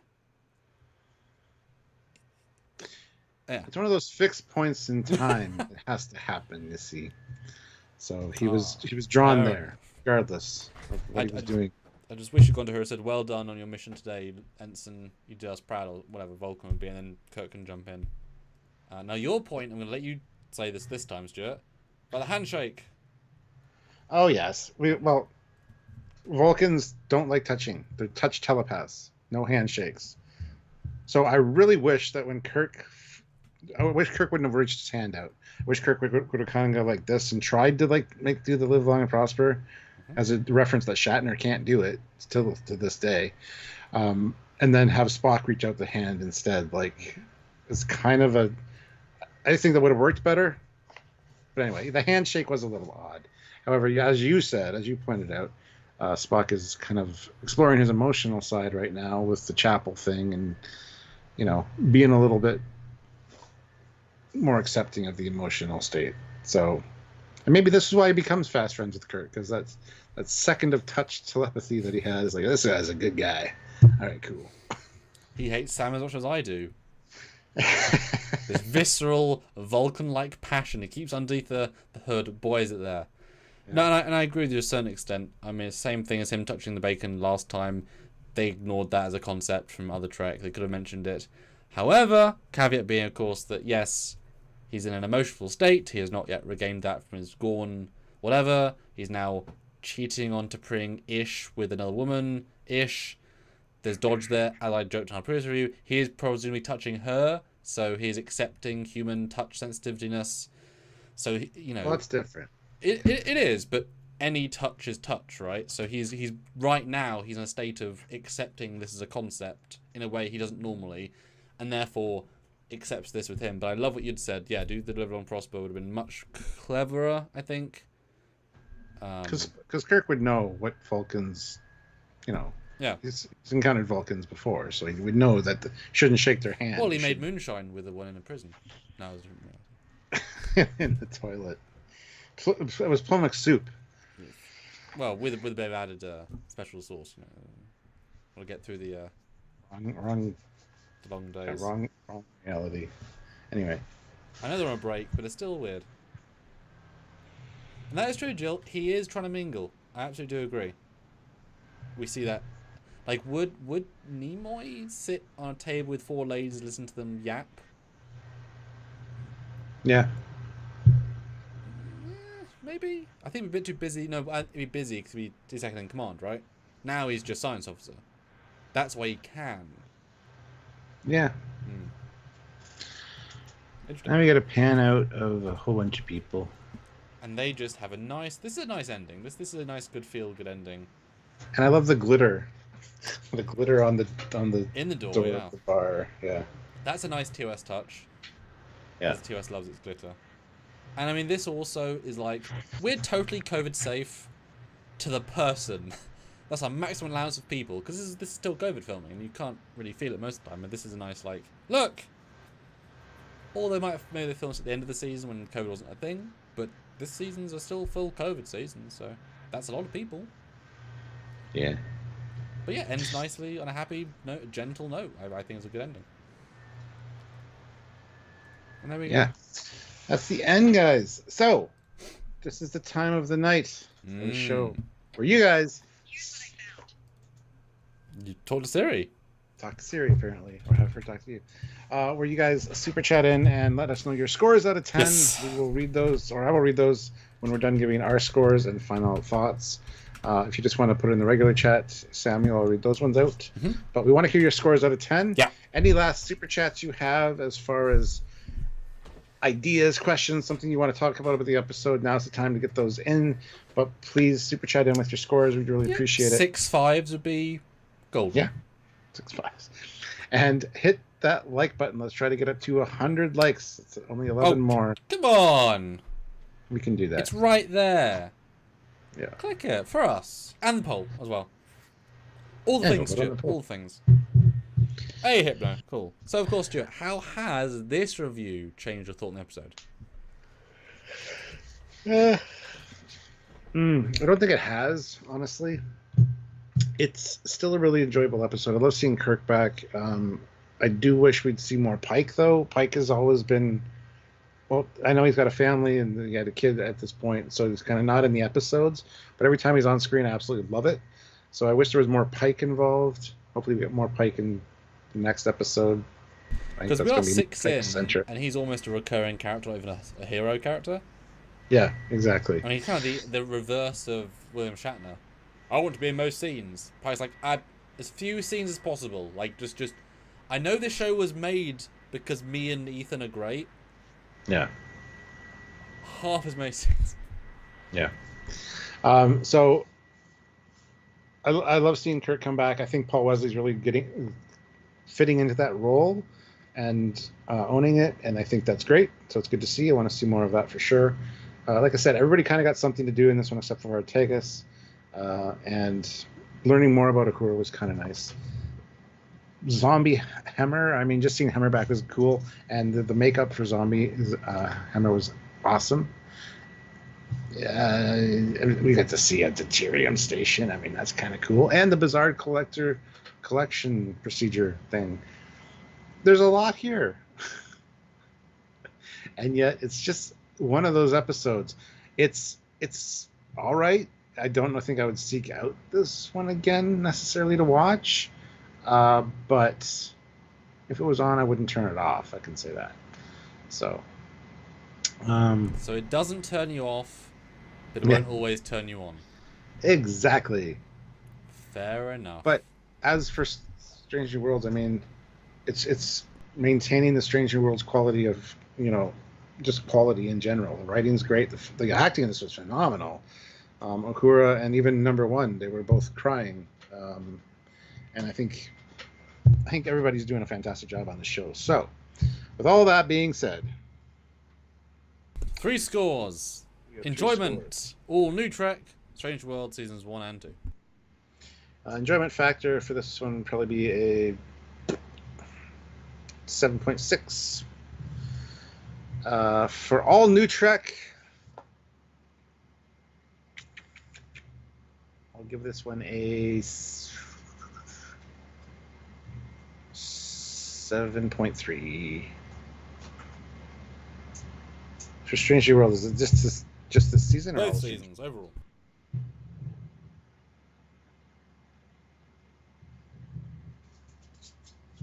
$7.2. I think. Yeah, I'll go 7.2. So very consistent. Let's see what you guys have to say. Super thought, comments, questions? As near the end. Oh, Patrick, almost there, almost there. My review, yeah, it's better than solid. It's better than good. It's not great, but not because it's not great.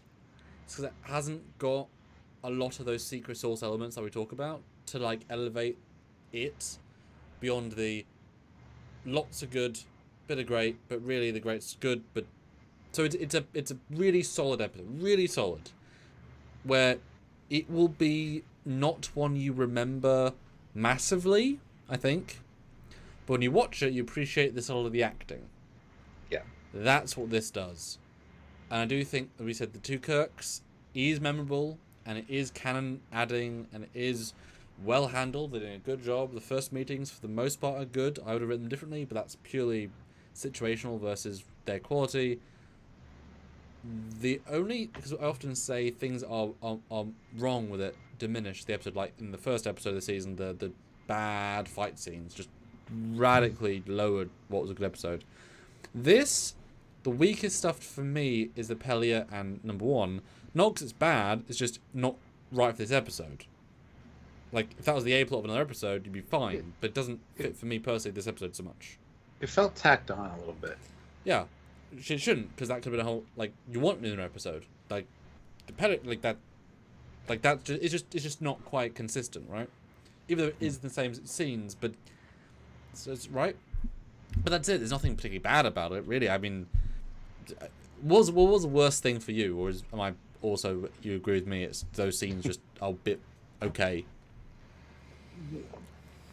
I enjoy Pelia, honestly, so I don't have a problem with those scenes. Those are probably the weakest of the episode, though. The one thing that bothers me the most out of this episode is the phaser hits in sickbay. Oh, well, that's cool. It's just a mistake. That's tiny then. Yeah. There you go. Good. So there you go. Yeah. But it's better on second watch. I'm glad you're on that episode. Yeah, but again, this season is really good, but not quite hitting the secret sauce again. I don't know why. It's weird that. But hey, I mean, 7 seasons of good is good, right? I mean, you know, I'm enjoying every episode. So, score-wise, again, annoyingly, I think you're right. Close to the money. I had a thing in my head, and you said similar.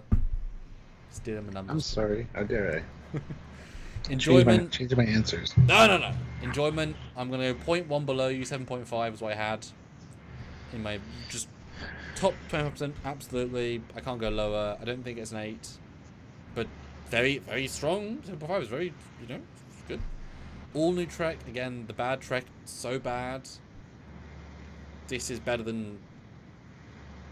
it's not better than All Discovery. I still think the Now the Mud one is better, I think, because there's more fun to it. Like, there's more... Yeah. Ridiculous, pathetic fun. Ha ha yeah. But that's it, really, right? But again, annoyingly, I think you're right there with the score. And Lower... Oh, no. But then Lower Decks is better in general. That's just really prime canon. Yeah, I'm going to go 7. So a little bit lower than you. But again, not to be discriminating. It's still good. Just, Lower Decks, Prodigy, better. Yeah. It gets a C. C+. Yeah, it's more a C. C+. Well earned C. It was a little sloppy in spots. There you go. And Stranger Worlds, both seasons.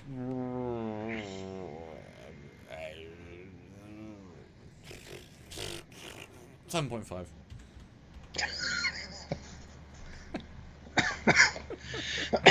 Which, hey, I mean, that's, this season is actually keeping pretty consistent with our scores, with scores in the 3 metrics. It's really an interesting season for that. Yeah. Well, we got some let us know. Yeah. We got some super chat scores in, though. Joe Brown throws in $2. It's a 7 out of 10. Solid episode, but not one of Strange New World's best. Okay. Yeah. Patrick James, $20. Makes all the difference. Arrived in time to see the end of the show.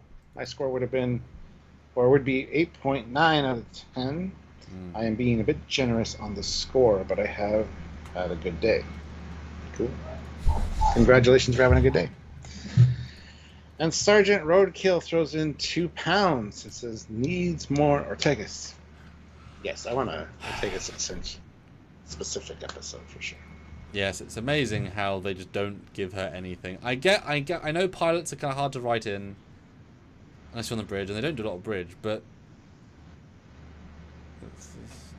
give her lines, please. Any? Yeah. But that's just me. Yeah.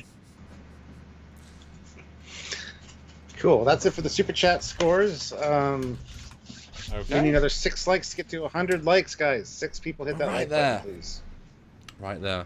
Okay, non-super chat scores. I'm really eager to see what you guys think. But like I said, last 3 super chats, 2 super, 1. See what you guys think. Score-wise, I'm gonna try to get the first one. Yep. So Don Ranger Power 8.75. Okay. That's Donnie. Change his name. Oh, what the hell? Devro 9 out of 10. Really 9. Devro, why 9? The Trek Viewer 9.5 out of 10. Almost perfect. Like close to Measure of a Man perfect. Wow. Trek Viewer. Let us know why. One of the best of all Trek. The Stanleys 8.5. Nicholas 8.5. Trilobite 8.5. Hand Pitcher 8. Eric 8. Joseph 8.5. Wow, that is a lot of consistency. My goodness. Zachary 8.9. I think they're cheating off each other's papers. Paul Wesley's growing on me as Kirk. Yeah. Well, give him time to do the part. I mean, should get better. X Star 8. Merlot 7.5. Aussie 9.3. Cookies for Donnie. Aussie 9.4 for himself. Hypno wasn't quite a cup of tea, but appreciates it now. 8 out of 10. Kevin Scott 8.5. Zoltan 7.5. Kevin Scott 8.5. Verpine 8. Marco 6.5. Kevin Scott A- out of 10. And Jill, you're such a positive person. 6.5. Wow, that's so low for you. That's really interesting. That's really interesting. It is, yeah. Yeah, that was pretty consistent scoring there for, and then just a few just dipping it down a little bit. And I feel like it could have got an 8 for me without too much difference. I could be convinced for an 8. It wouldn't have taken much, I don't know what it could have done, but yeah, that's the thing. I'm trying to think what could have made it a little bit saucier, as you say, but I don't know. Maybe actually make it a joke that Uhura's phaser can't fire. Put that in the episode. That'd have been fun. Here's the only one that wasn't lit up, and I thought that was hilarious. Yeah. Or you see a TOS Romulan ship through the view screen shooting them. That one scene, that would have been a secret source moment.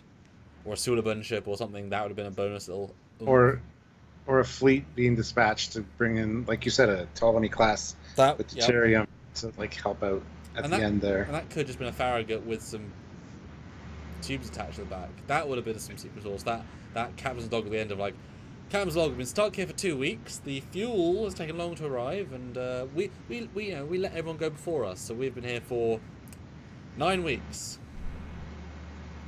Maybe that's how the next episode starts. Yeah. Oh, and guess who's delivering the fuel? My girlfriend. That I'm okay with. But guess what? She's going to leave straight away. So, a fleeting moment of affection. Oh dear. Or can you imagine it's like the makes no sense, but. Guess who finally delivered the fuel? The Vulcan Admiral who hates Una. He just walks on the bridge, looks at her, and I was like, Jesus Christ. These weird people, Boimler and Mariner? Yes, this ship with the cells underneath the saucer and a deflector between them that's glowing. There's no antenna. And yeah. It's an engineering ship that they came to help us out in this moment of need. And we know that because it's painted yellow in parts. We wouldn't have known otherwise, though. The yellow really helps. And we've got a tramp stamp tattoo registry. You're not wrong. I know. And the dolphins keep messaging me wanting... Oh, beluga whales. They're beluga whales. Sorry, they keep messaging... Turns out Pelia knows them well. She told all the academy. They were only okay as well. But yeah, next week is the one. Let's be honest, the one that everybody is waiting for. The one. It'll be a big one. I've seen so many people say, "Hey," and I made that joke Fun in our review. fact. That's our pre-one. We have a thing that night. We have a thing that night at 7:45. So we might want to start that one an hour earlier and go for 3 hours, because I'm sure we're going to have 3 hours to talk about. So it might be an earlier one next week, guys, if that's okay with Sam, because, like I said, we got a thing afterwards. I don't want to go too long and run into when we have to leave. So we'll know more when we've seen the episode and see how much there's to talk about. But I think there's going to be a lot of people here to hear our thoughts on it. So. Yep, and maybe it's an hour and 10-minute episode. They've done it before. I mean, I'm waiting for that. I'm eager. And then hope there's 3 more good ones after it, because that's what we're waiting for. Kevin Scott 76 $2. Guys, Spock has a girlfriend. Yes. Well, you had a fiance a few minutes ago, but this one's not warp distance away. Joe Brown, I know, but we'll see. We've also heard nothing about it. Right? Yes. Know nothing of the plot, so I'm excited to see what that's about. Hopefully, it's great. Nope, exactly. They've been very careful with not. It's happening. Now wait. That's it. Yeah, absolutely. Dear me. Anyways. Well, thank you guys for joining us. Oh, I cut you off. You was going to say see you next week. But we'll see you next week for live discussions, comments, videos, all the fun stuff. And all our edited content this weekend and going into next week. Check it all out. Super thanks it. Do all the things. Share it. Do whatever you can to help us out. We appreciate it. So until next time, he is Commander Calkins. He is Captain Foley.